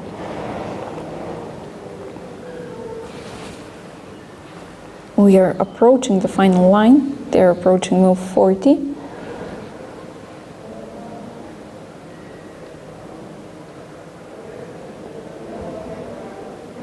But look at this position. You don't know whether to calculate how to attack or move away from checks or what is going on. It's a complete rookie four. 20 seconds. Which move is that? 3 more moves.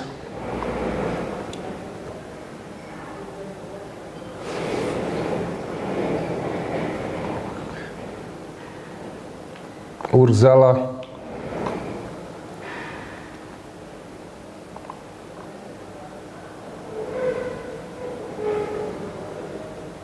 One minute on the clock. I don't know where to go. Real Everything mess seems so everywhere. interesting, yeah? Everywhere. Now white seems to be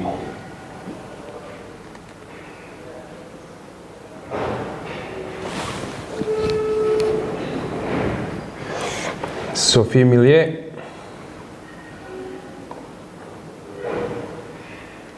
is better now, and she's out of the time trouble. It seems that her opponent misplayed it. Jerebsova is out of the time trouble. Urk-Zala, last seconds, 2 more moves. And Lehachi. Did they repeat the check once here and there in Lehachi's? Yeah. Seems like. To gain a bit of time. Yep. And knight g2.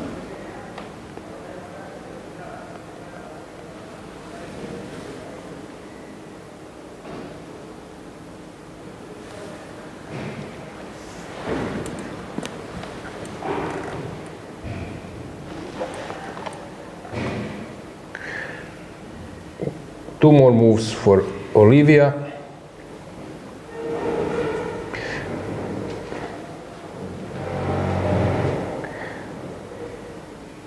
We might get our targeted, my targeted 6 decisive results on top 10 boards.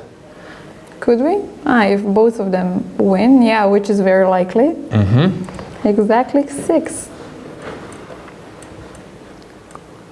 Okay, not bad.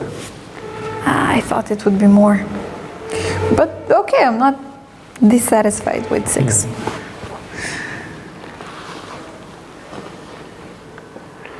Okay, I believe the smoke has cleared, that we can go one by one. Just briefly check, let's go with the camera on board number 4.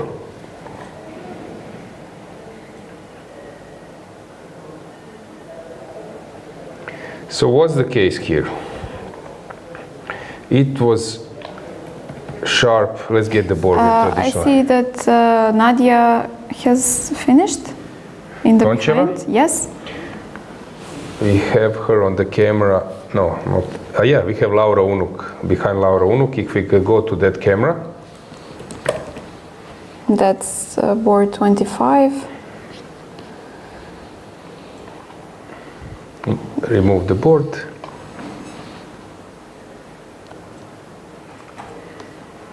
Yeah, Toncheva just won the game.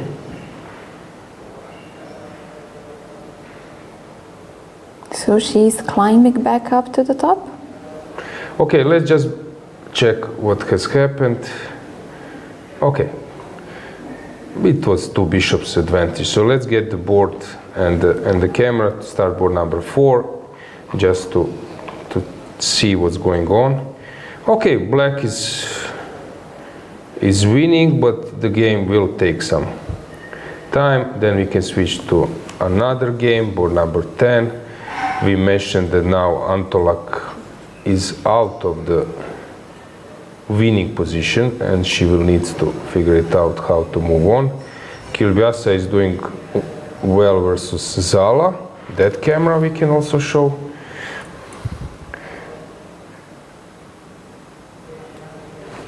Zala versus Kilbasa is board number 13.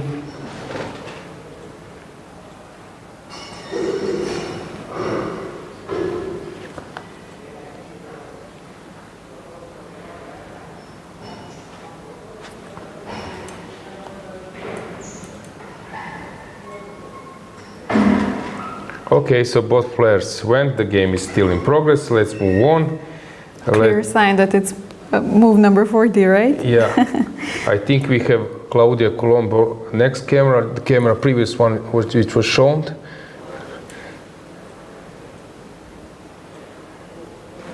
I think it's board 18. This is Claudia Colon with the black pieces. Seems to be lost, but the game goes on. Let's check how Dinara Wagner is doing versus Krasteva.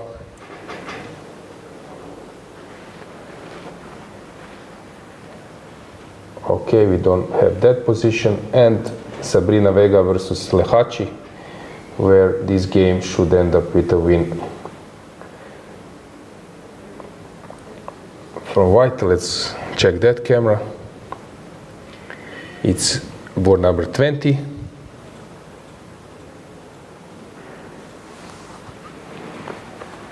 Sabrina always wearing this red jacket, the Spanish national. Yep, and who is behind them? Let's move the board, remove the board. This is Atalik. We have, you could see a rook endgame with the pawn up for black. And the last camera is camera number 25, where Laura Unuk seems to be much better. We will now prepare a setup for our guest. So let's prepare it.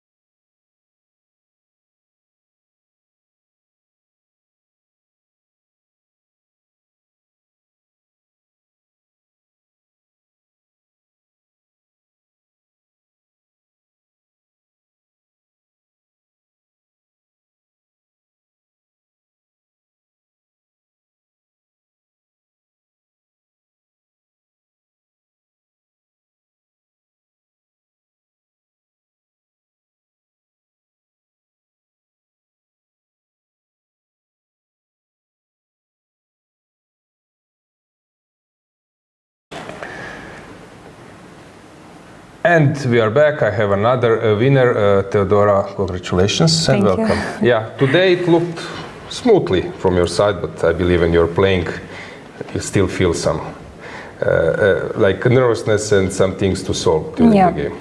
Okay, let's just briefly check. You started with c4.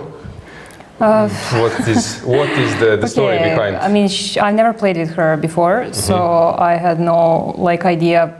I mean, what kind of player she is. Of course, she's very experienced, and I prepared a lot. But she's going for many different things, so I was trying to make my preparation actually a bit limited and shorter in a way. And with c4, I managed to do it because she doesn't go for e5. And on knight f3 first move, she has an option of going d5, c5, and so on. And I wanted to go for this Benoni kind of structure, because usually she goes for this e6, d5, knight f6, but also some Tarash and so on. So I was not sure what to expect. And yeah, okay, this was all standard. Now, okay, castle is normal, c5, e3. And now d3 is maybe a bit more precise than taking immediately because of some bishop c5 lines. Yeah, they're playing these days. It was played Carson, Nepo, and so on. Yes, exactly. So d3. d3 takes. I was actually expecting more like bishop d6. I was mostly focusing on bishop d6 here. And I only briefly checked bishop e7, so that's why I was spending a lot of time, because I couldn't remember. I know the type of positions which comes, like I should go knight a3, knight c2, some prepare b4, but then when I actually ended up in the game, I saw many problems everywhere. So, okay, castle is normal, rook e1. So, for example, instead of rook e1, I was thinking maybe knight c2 maybe there is some difference. But here I was not sure about e5. Now I have to play b4 if I want to justify things. And now e4, and somehow I just was not sure about this. Maybe it works, yeah. Yeah, like takes d3, and then my knight is a bit somehow it's weird. It's a normal reaction to play rook e1. So rook e1 is, I guess, fine. Now what she did, rook e8, I think this is good. Knight c2, a5. Yeah, now I spent a lot of time, because I mean, I remember that I should go some b3, and it looks very slow, but that's the only thing that I have. Okay, I can try to jump knight e5, but it doesn't, I think at this moment it doesn't get anywhere. So I think b3 is, maybe it looks weird, but I think it's okay. Yeah, I think h6 was a bit slow. I expected her to go immediately, maybe bishop d6. Because d4 is not really hanging, because there is bishop b4 in the end. Knight d7 she cannot go, probably she can't. Yeah, knight d7 I can just take. Knight c5 in the end, and then maybe knight b5. Huh? I was thinking, is that an option? Maybe it's not, maybe you just take. It's taken bishop f6. Yeah, I don't know, yeah. What did I think here? It's not clear, maybe she's sacrificing something. Bishop e3, knight, okay. Bishop e3, knight b5, I don't know. No, it looks, yeah, wait. No, I had something here, actually. Wait, bishop e2, knight c5, queen, no, that doesn't work. This doesn't work, probably, or maybe it's something now. Some knight c6 or something, who knows. Or no, knight b5, or yeah, okay. I mean, there. Maybe this, I don't know. Knight c6 is actually. Engine stance. I'm not using engine. I'm just playing with engine bar. Yeah. I don't know. Yeah. Okay. I was just thinking, is that an option? So she went for h6. H6, and now I did bishop b. Yeah. Okay. See here. I mean, I'm sure bishop b2 is not a move. It just can't be the move. But somehow I just saw problems everywhere, and I thought bishop b2 gives me practically good chances. Yes, bishop will be very awkward after she makes this e5, what actually happened in the game. But I thought in long run I will actually play for some f4, and that bishop might come to life. So yeah, knight e5 I think is critical. I mean, at least that's how I felt. And I think it was okay. This rook e1. I was thinking maybe sometimes rook e2 rook e2, yes, to have double, to be ready to double. But I was not sure about some bishop g4. I mean, it's a bit too deep to go rook e2, and I didn't think it was necessary. So rook e1, e5, a3, knight f6. Okay, normal. Yeah, b4, and now okay, bishop a7 I really didn't like. maybe it's a move, but I just thought it makes much more sense to bishop f8, like just to keep on this diagonal, and maybe some rook a6 at some point, or yeah, just not to go bishop a7, because after some c5, I didn't see a way for black to maybe she had to play some b6 at some point, but then c6 comes, like just so putting the bishop here. Yeah, it was just a bit weird. Queen d2, normal rook b8. c5. And came this was a blunder, yeah, which I was hoping for, to be honest. But okay, black is a bit cramped, so it's not an easy position. Like I thought maybe b6, it looks very ugly, but okay, I would close c6, and now she has to go, I think, b5. But now I have ba5, and then knight potentially comes to b4. So, but okay, my bishop is still on b2, very like blocked. So I thought maybe, you know, she can do something here, but I was happy with the position, nevertheless. And if she goes something like after c5 to come out with the bishop, let's say, I don't know, bishop f5 or... Yeah, then I would try to prepare f4, maybe even immediately f4, yeah. Yeah, so maybe she cannot come out with the pieces, maybe bishop d7. Yeah, f4 still, f4 is a threat, yeah. Yeah, f4 coming in every... Yeah, maybe it's already... Okay, Angel will maybe find some way, some subtle way, but it's, for human, it's quite... Yeah, I'm actually surprised that it gives like this. I thought I'm much better. Yeah, okay, we can just briefly check. Knight h7. Knight h7. And f6, huh? Ah, okay. Interesting, okay. And okay, playing against the bishop. Yeah, to keep everything locked. f4, f6, yeah? Okay, this is super subtle, yeah.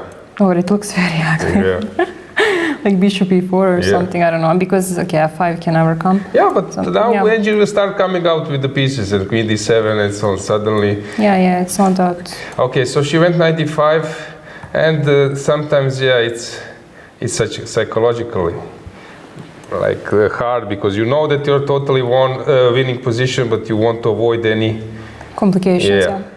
But actually, you just make it look easy. Yeah, queen e3 actually was, I think, really good, because like if not queen f8, then I'm just entering the end game. Like after queen e5, f6, queen d5 check, or like tactically it works for me. And okay, giving d3 pawn is not, of course, that relevant, but just queen d5, yeah. So you just, she played queen f8, rook e1. I think, yeah, everything was normal from this point. We are more interesting about your other games. I'm waiting for the question. Yeah, so first round, yeah, how was tough to handle that? I was following the game, and then I was thinking that you will go for this rook a2, but then I said, hang on, there is a checkmate. Yeah, so of course you know that motif. If it would be like a puzzle storm, you would solve it in a second. Like I solved Puzzle Rush at home like crazy, but obviously didn't help. But yeah, I actually don't have an explanation for what happened. I mean, the funny part is, like, I usually go crazy after I lose, like no matter how I lose. I mean, it takes really some time to kind of get over the game. But okay, after this game, I was like, okay, I was better throughout the game. That made me annoyed because, yeah, she castled long. It looked very, very dubious. I got nice pieces and so on. And okay, I overpressed and I thought, yeah, okay, I lost. And okay, because I'm not staying in the official hotel. So the moment I went out of the playing hall, I took my phone and I saw leeches and I wanted to check the game. And I didn't see immediately what was the move that was suggested, but I saw this checkmate sign. And I'm just staring at the position. I'm like, what, like it has to be a mistake? Like I still didn't, see it. It's just some blindness. I don't know how else to explain. And then of course after like 10 seconds, what b1, like was it that position? Of course I got very sad. But okay, after such thing, like, I mean, I was like, worst happened. I mean, missing mate into is like the worst that can possibly happen. So it also made me relax. She was lucky that here instead of, because this looks like a good idea, rook a4, and that she has this rook f8, rook g7, rook f8. So she was sort of lucky that You were a bit Yeah. unlucky that. I was unlucky because if I don't give a mate, it's lost. Like it's either okay, but it's crazy. Yeah, I don't know if this happened in your career. Never, Maybe and I too. think not only in mine. Like I just got sad because I don't think it happened to anyone like over like 1500, in a classical game. Like. Okay, I think for example, round 4 you played very well. I believe this is. This I was happy with this game. Versus Miriam, and I don't know. Okay, only this first round loss was maybe painful, but in the end, what to do? You are now on. Okay, I heard that she also won today. So it's, I mean, I like to read it as some, that it has some meaning, that maybe it had to happen because, okay, now she's having a great tournament. So, of course, and also I'm hopefully bouncing back. So, it probably happened for some reason. What's your best result at the Europeans? Okay, I actually didn't play last 2 or 3 years because I was qualified. So, when I played, I think I was always around like 10th place. Yeah, nothing too special. Now but maybe it's a moment. Also your second seed. Now it's a moment maybe to try to fight for something more. Okay, Teodora, thanks for joining. And guys, we will go for a short break and then we will check the remaining part of the games.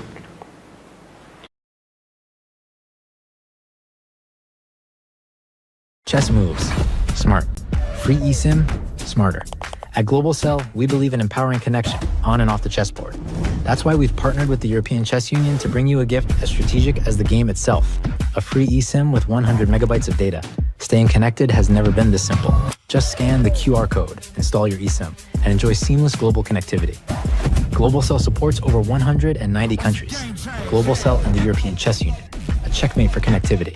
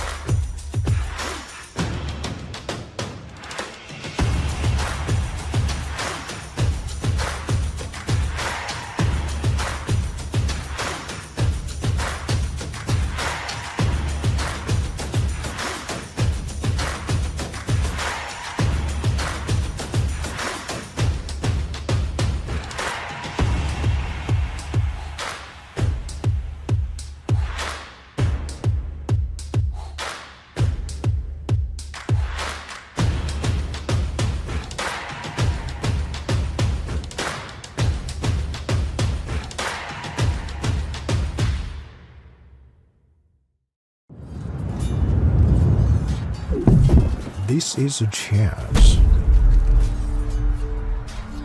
This is a war. Everyone wants to be a winner. But the path to victory is lonely.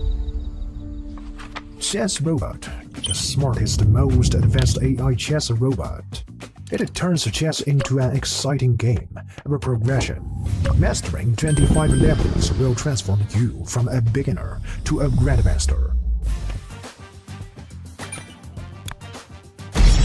Not into level ups, challenge the AI instead. Set the difficulty, make it breeze, or push it beyond your limits. It's incredibly smart, just like a max-level human.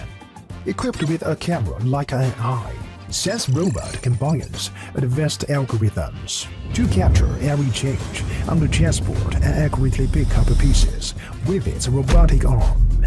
Access the Planet Alliance function to connect and play chess online with friends from all over the world. Here you will find players of all skill levels. Flip the board and play as white. You can't wait to get started.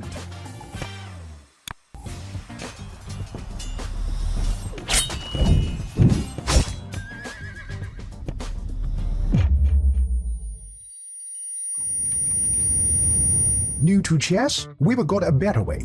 Chess Robot offers a variety of learning methods to help you improve. As you can see, Chess Robot provides various learning modules, including chess courses, AI practice, class game review, and off-book play. You'll level up your skills in no time.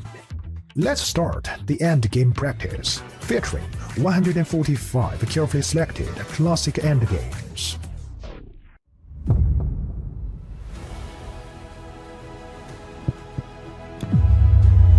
Now you have a greater chance to become a winner.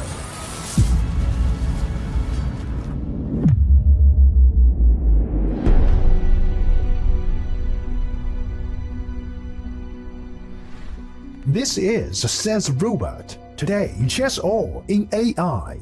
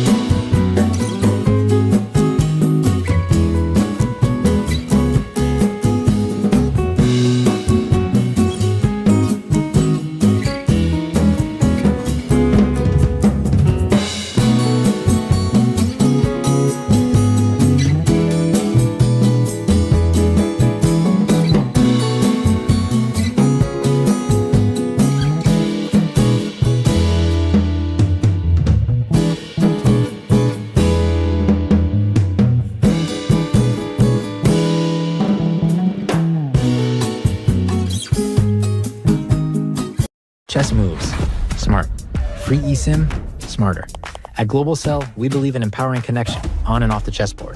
That's why we've partnered with the European Chess Union to bring you a gift as strategic as the game itself, a free eSIM with 100 megabytes of data. Staying connected has never been this simple.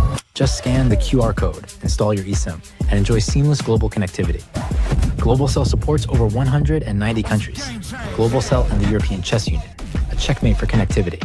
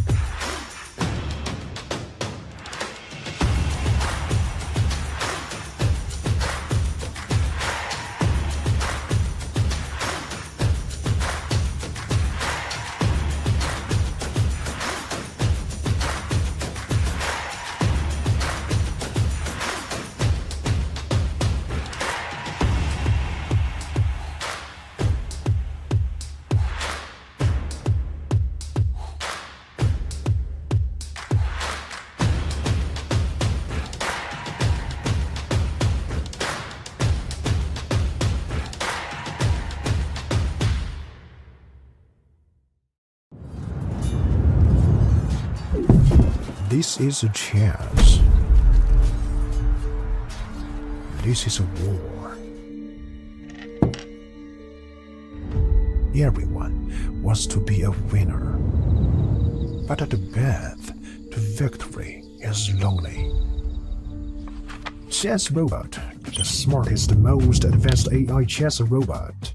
It turns chess into an exciting game of progression. Mastering 25 levels will transform you from a beginner to a grandmaster. Not into level ups, challenge the AI instead. Set the difficulty, make it breeze, or push it beyond your limits. He's incredibly smart, just like a max-level human. Equipped with a camera like an eye, Chess Robot combines advanced algorithms to capture every change on the chessboard and accurately pick up pieces with its robotic arm. Access the Planet Alliance function to connect and play chess online with friends from all over the world. Here you will find players of all skill levels. Flip the board and play as white. You can't wait to get started.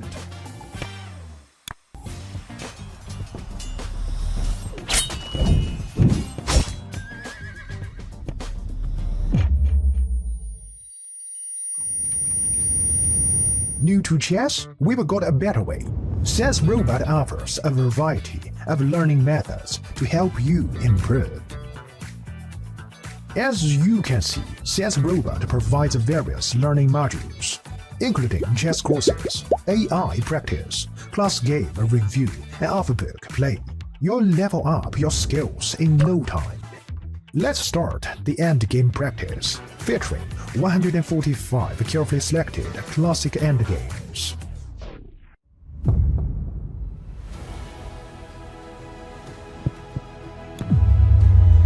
Now you have a greater chance to become a winner.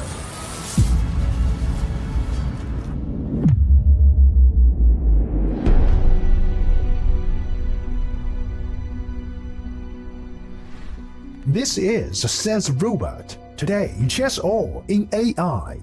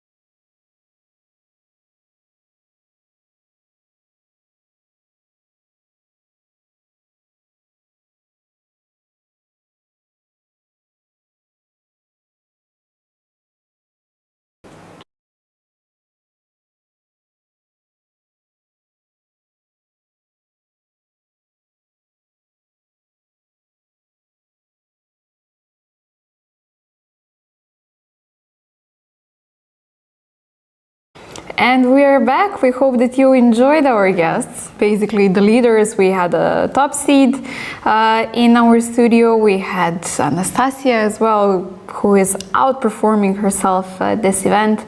So it's definitely meaningful to have their insights of the games. Yeah, regarding mate into blunder, yes, Matthias is right. There was a famous moment, Kramnik losing versus Deep Fritz. So that was second match, two matches. Happen. One match was in Brains in Bahrain, and second one I think was in Germany in Bonn. So it happens, and that was famous story when this operator was just inputting the move. The guy is like stressless, Kramnik is sweating, I don't know, doing like a really superb thing. Fighting versus computer, it was equal, and then Kramnik makes a move. This operator, I don't know if he knows how to play chess, but let's say that he knows. He writes in the score sheet, take a look at the screen, and suddenly there is a checkmating sign. The computer got completely crazy, and then the guy is rechecking, makes a move, checkmate, waits for Kramnik. No, it was fabulous thing.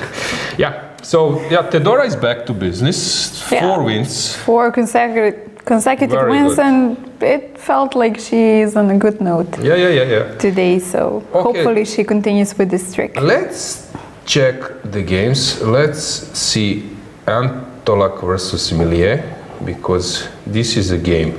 This is board Follow. number 10, Let's get if the I'm not camera mistaken. and the board above them, because Sophie is spending some time. Camera number 6 would be board number 10, if I'm not mistaken. Yeah, so let's get the board above them.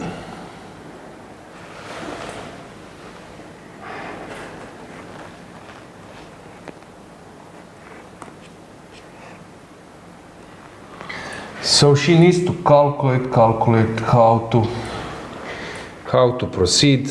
Let me try to think. Queen h2 just played. Of course, king g4 will just follow.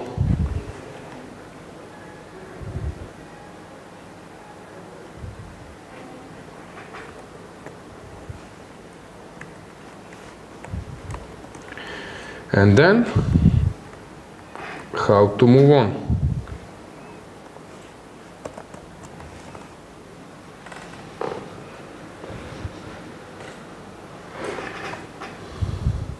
King g4.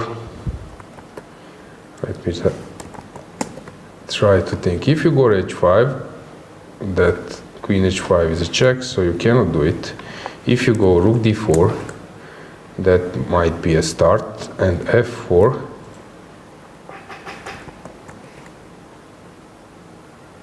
This doesn't work, so you need to come up with something else.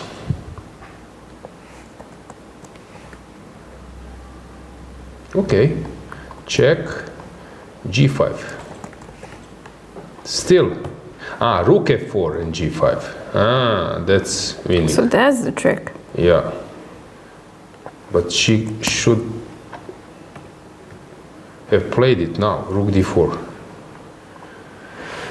She's trying to concentrate, maybe she's, super tired.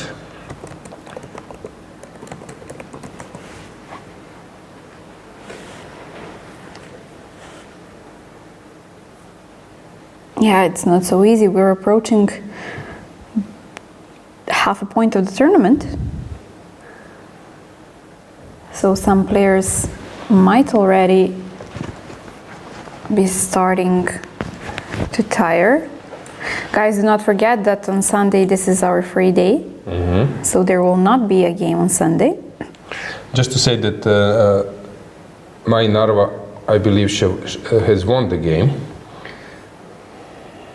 So that game is over. So we can maybe reveal regarding poll. our poll, yeah?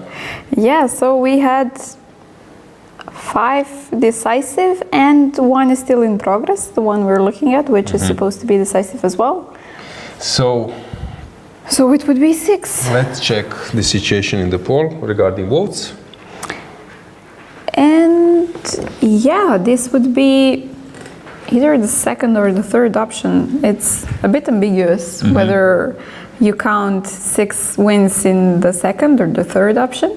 Okay, never mind, yeah. But still, it was the mostly voted, so you guys were right. Yeah. We missed it here in the studio. No, I said 6, come on. I said today I will... At least 6, At yeah. least 6, I will go for Okay, 5, but probably I said I can today even go for 6. Okay. So please, We did not be miss. precise. Don't All mess right, with my predictions. My bad. Yeah. So anything in chat, any discussion? Yes, Teodora was our guest. It was nice to see her. She's really well rated, play in many tournaments around the globe these days. Singapore. It would be maybe nice to have an interview with her as well, not just checking the games. Somebody is mentioning that we're actually having compliments for the setup of the multi-camera view, which is something we love as well, and something we introduced today as a new scene.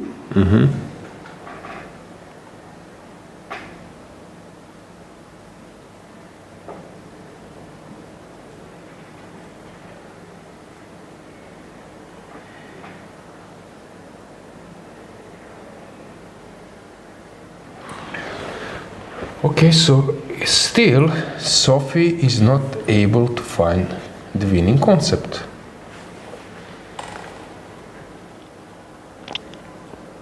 And now she did Rook d4. That's a winning move. Good job. But the game was really a roller coaster. Take a look. So White was doing well. Fireworks winning here. She completely, at this moment, it was a nice try by Sophie, but White played super precise d6. Everything was very good. White was totally winning. Here misplayed it from +5. So I believe that Bishop f7, yeah. maybe. Yeah, Bishop f7, King h8, and now some smart move. This one is a threat. I don't know,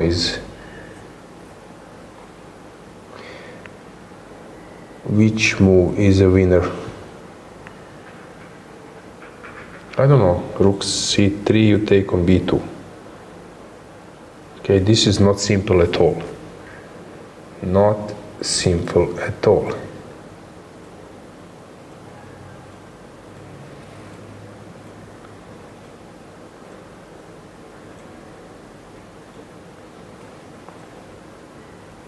How do we win this one?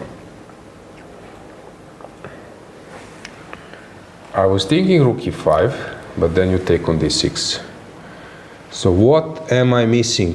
Dragana, can you help me?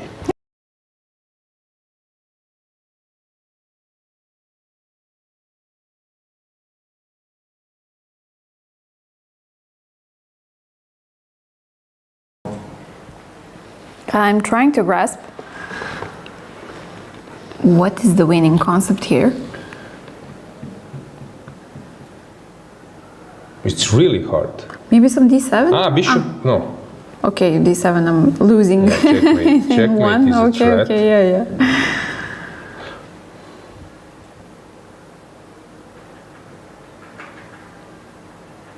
Okay, I can play something, but engine says I'm a lousy player.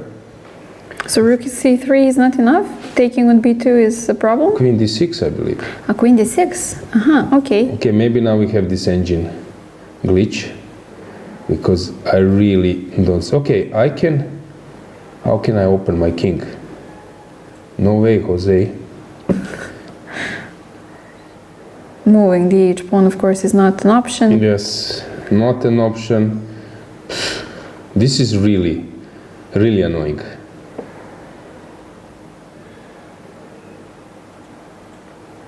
Queen e5 I mentioned. Bishop c4. Yes! Is it? Finally I got it. Finally I got it. Bishop f1. How many minutes I need? So I would need to spend like 5 minutes in my game. And I managed to find it. But it's tough, it's tough, it's tough. Okay, I managed to find it. Someone say you have winning idea. But without that You info, have that hint, yeah. A very important without that one. info, I would be busted. And actually, if you missed that one, everything went. Yeah, we And have the game just resignation. finished. Sophie has found the win in the end. So this leads us to the final 6 decisive games on the top 10 boards.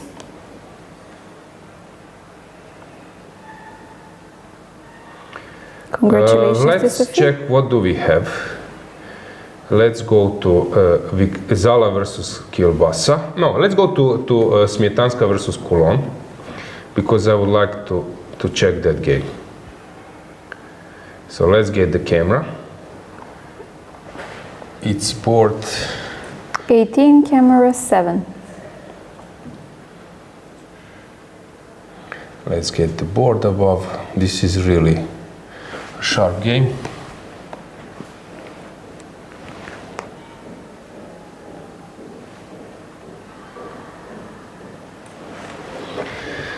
So white is 2 rooks versus a rook and the knight.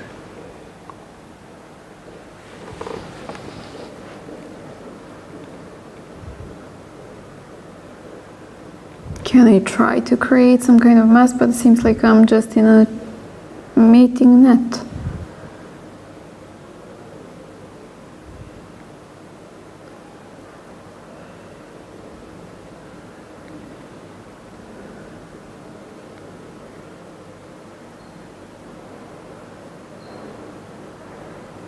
Rook f4 might be coming, or queen a4. Okay, queen a4 maybe not, because I don't want to give you that pawn on c5.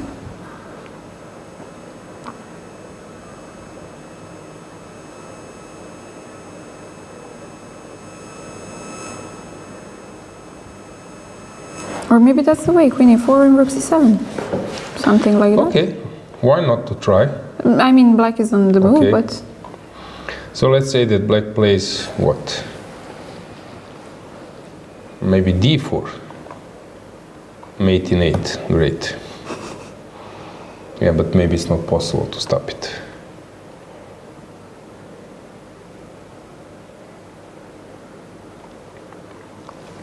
checkmates coming from all over the place.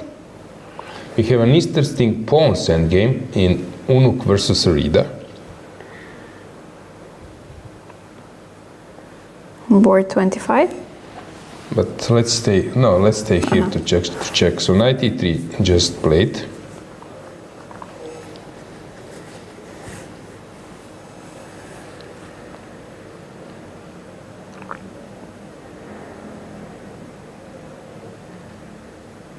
And it's black's turn, white's turn to find the winning concept. 2 minutes on the clock.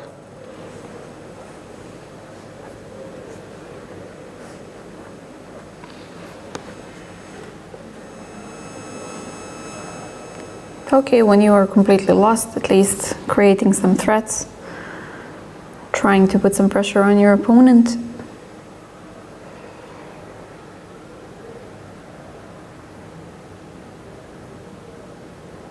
Queen e4, rook c7, is that enough? Probably.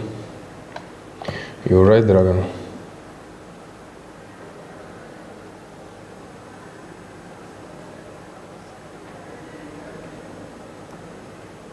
Queen a6 on the board. Okay, maybe. Is this more precise? Also normal move. They're thinking they're more in the game that we are. True. But Bodana is still playing. Maybe we should get the camera there if we don't have it. Not immediately, but a bit later. She's board number 54.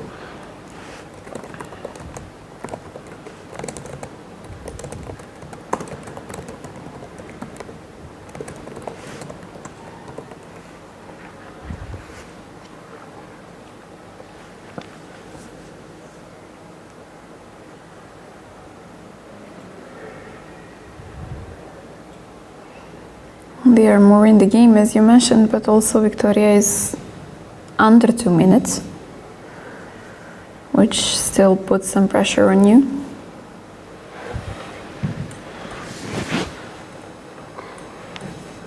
So, king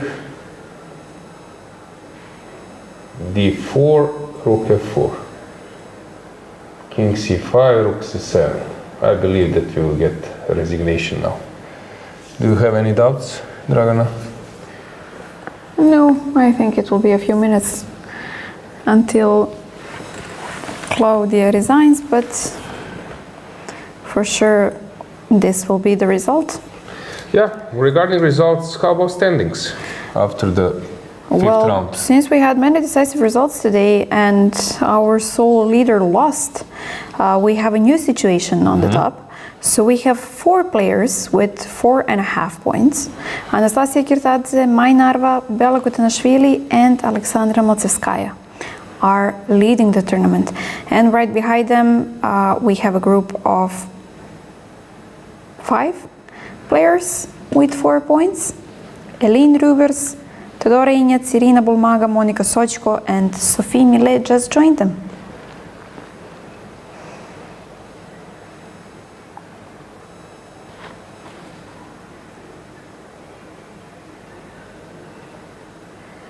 So probably tomorrow the leaders will play among themselves. I don't know about colors, but tomorrow will be a very important round.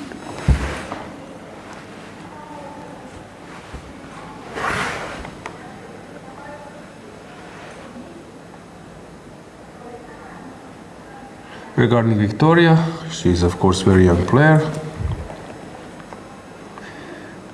Candidate master from Poland. Only 15 years old. Yeah, a good result for her, winning in this important game. As Dragana has said, tomorrow is the last day before the FIDE. As I'm not mistaken, the forecast is not great, so players might... For Sunday? Yeah, might get that's rested. unfortunate. Maybe the forecast will change. Yeah. Hopefully. Maybe I need to start saying welcome to sunny Rhodes so that I don't jinx it. Okay, so is this the resignation point? Yep. Checkmate? You allow your opponent to checkmate? Yes. You give that satisfaction. Yeah, very nice compatriots. Nice behavior. Nice sportsmanship, yep. By Claudia. It was, of course, a tough loss for her, but somehow from the beginning it was very dubious.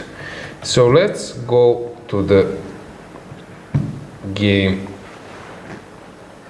Savina versus Ibrahimova, just to confirm. Okay, that game finished. We have an interesting endgame in Unuk versus Rida. Let's get the camera and the board. So Laura managed to create a passer, and she knows that she is about to win.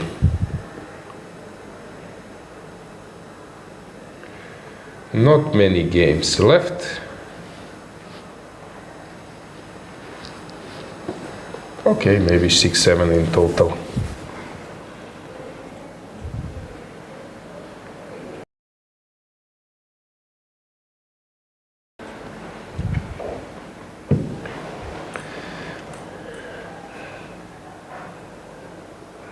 Laura, of course, knows that she wins. She will maybe push c5. She's now calculating this. I believe that this move will happen. Takes king c4, a5, and just collects and win. But she's rechecking, rechecking and rechecking. She can, of course, also maneuver and then come in a different way. So she has plenty of options. And plenty of time. She's also 11 minutes on the clock.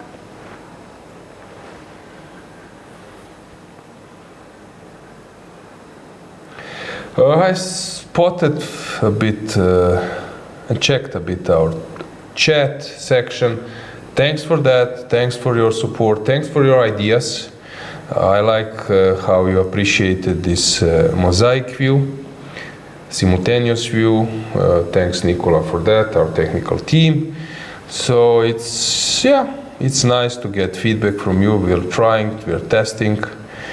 Not all the events are having the same team, so sometimes we have some different ideas, but I think the level of production is quite high. In Romania, we had like a cameraman who was moving around, which was nice, some additional setups, so it was also great. Here we have also many good things, so I believe that in future you will get used to follow our events. We have ECU TV platform, and in the second part of the year we will have European teams, Club Cup, European Youth, 3 events, which would be nice to follow in like short period, let's say consecutive With period. top-notch players. Yeah, exactly. Chess festival. Yeah, maybe it's a moment, Dragana, that you say something more about you regarding... About me? Yeah. So once again, just to remind the viewers, you're coming from North Macedonia. You're playing how many European teams? How many Olympiads? 6 Olympiads, Oh, actually. very good. From 2010 till the last one. Actually, I didn't play the last one in Budapest. My last one was in Chennai, in India. And regarding European teams, actually we didn't play many of them as a country. But the ones I did play were 2017, 2021, I think. 2019, I think we didn't play, if I'm not mistaken. You are also an arbiter. You are an international arbiter, European Club Cup, Albania 2 last years year ago. in Durres, yeah. Okay, and regarding your regular job, maybe people, they don't know, you are working, okay, it's bank or IT sector, what would you say? I'm a software developer, so our team is developing some software for the banks. Currently, I'm working, our latest project is the open banking legislative, the PSD2 one, so we're implementing it in a few different countries, let's say. We've implemented it back home. We've got implementations in Moldova. We're working on Serbia right now, Montenegro as well. So we are expanding over there too. So yeah, basically I'm trying to combine everything, and I would also like to come back to playing. I miss playing. Yeah, you do. It's the most fun. I mean, it's not fun when you lose. It's not fun at all. It just feels completely horrible when you lose a position that you know that you're not supposed to, or when you don't get to win a winning one. But okay, so recently I have some support, let's say, since my fiance is a chess player, international master.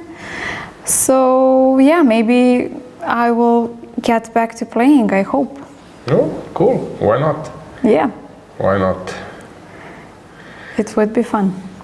And regarding, for example, this relation when you have a chess player, as they said, fiance, now you're following his game. Are you nervous when he plays? Engine is turned on? Of course, I do not. I cannot grasp everything, of course, but I'm trying to be as steady as possible. I know that he is usually steady and that he's playing well. So, and currently he's actually playing. So on the break, so I'm trying to follow it. We could have checked the position to include this in broadcast. So which with the small board. Yeah. It's a Grandmaster tournament, a close one in Požarevac. Nice, Serbia. And how is he doing? He didn't start great, but then he had 1.5 out of 2 in the same game, which is awesome after a few losses. So now he's currently playing. The last time I checked the position, I felt like it was good. I didn't have any engine on, but visually it felt good. He was attacking, so I hope that he will manage to win that one as well. Okay, very good. Good luck to your fiance. Ambition is, I believe, that to become a grandmaster. Yeah, of course. And I truly think that he deserves it. Just to have a bit more luck on the tournaments, and that it will come anyways. Okay, nice. Just a matter of time from your side. Fingers crossed. Yeah. Here, Laura is just heading towards the H-pawn. She has several ways, but I left the position so you could... She seems bored, yeah? Like, come on, why are you still playing? I'm winning this either way. Yeah, and the thing is, now we have many cameras, but it's not like I was doing live TV shows. I was even doing some like regular events on Croatian TV. So you have, when you have live, then you have a red signal when the camera is on, and you know that that camera is actually live. And those players, when they're playing here, I believe that they don't have an info which camera is live. Yeah, they have the camera all the time next to them. Yeah, and you so have they no don't idea. know. So they might think they're all the time live. They might think they're not. Yeah. So it's interesting. Does put some pressure. Yeah, because you never know. Yeah. So she doesn't know at the moment That she's live. Yeah. And we won't tell them. Okay, so win for Laura. She will get back, okay, top 3.5 out of 5. Of course, for Rida, it's a big chance to fight with experienced players. Her time is yet to come, but still, she's having a good result. Yesterday, she was very close to winning. But in the end, she had misplayed. Maybe we should go broad view to see, do we have this board? We can move the board and get the board view, broad view, our beauty view.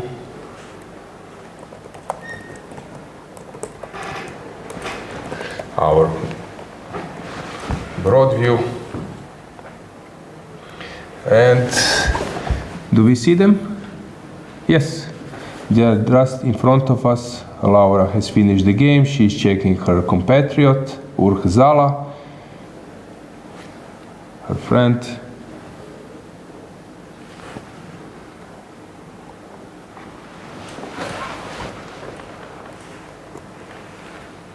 And I also got the information that our technical team managed to get this video of Eline flagging, getting flagged actually. We also have this game finished, Urhzala, Olivia Kolbasa, it's a draw. They are adjusting the pieces. Yeah, we can show maybe the video just to see how it happened. She has made a move, but it was... Rubers, you see, so is she under was pressure. thinking, last seconds. Bella is playing a great game. And Eline, at the same time, was Bella checking Jerevtsova is still Do you see the fighting, clock? but it seems that She's out of the time Okay, trouble. she She was already The position has deteriorated. We don't need to have a board. What happened? So let's show it without the board. Time overstep. Bella won. We need to have What? it at that moment. Yeah. We had the board. Sorry. She my bad. lost on time. Yeah, it's already We just a removed lost the board. position. At that For- time. okay, Okay, not so lost. Bella actually showed. We can show it once again. So Bella showed. Hang on, your time. Yeah, before she Alright. managed to press the Yeah. clock. I'm trying to check when was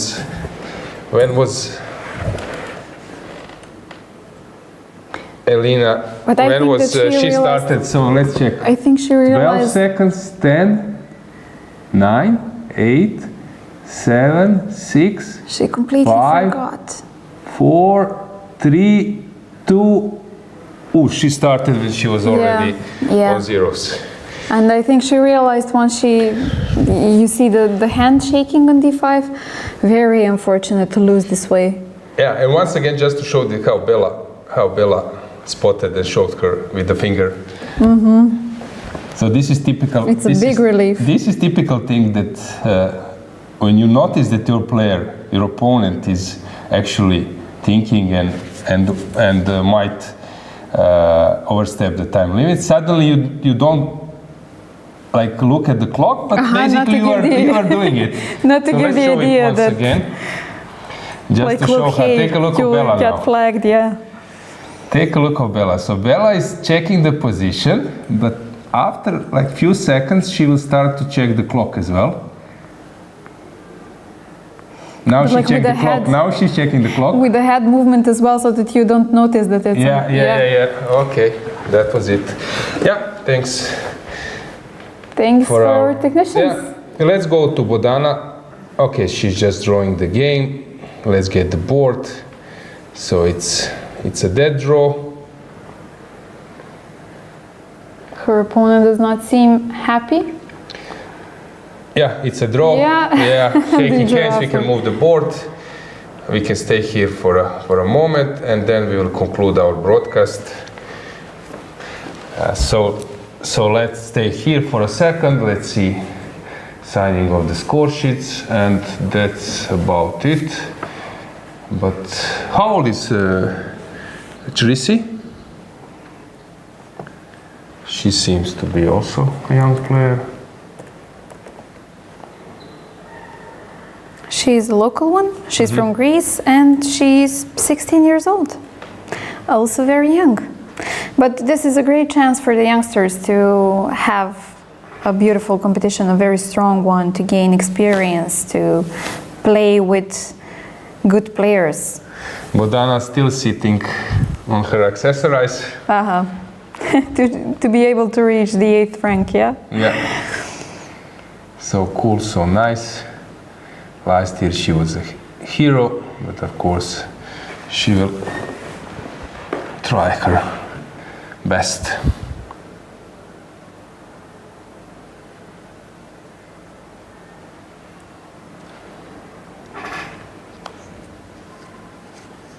Okay, small chat, small talk, I like it. Maybe they agreed to analyze outside? I don't know.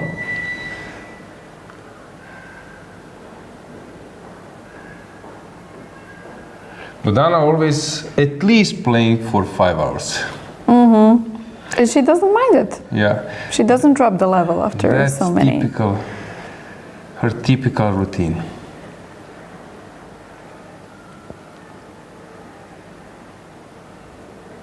She missed to sign it somewhere.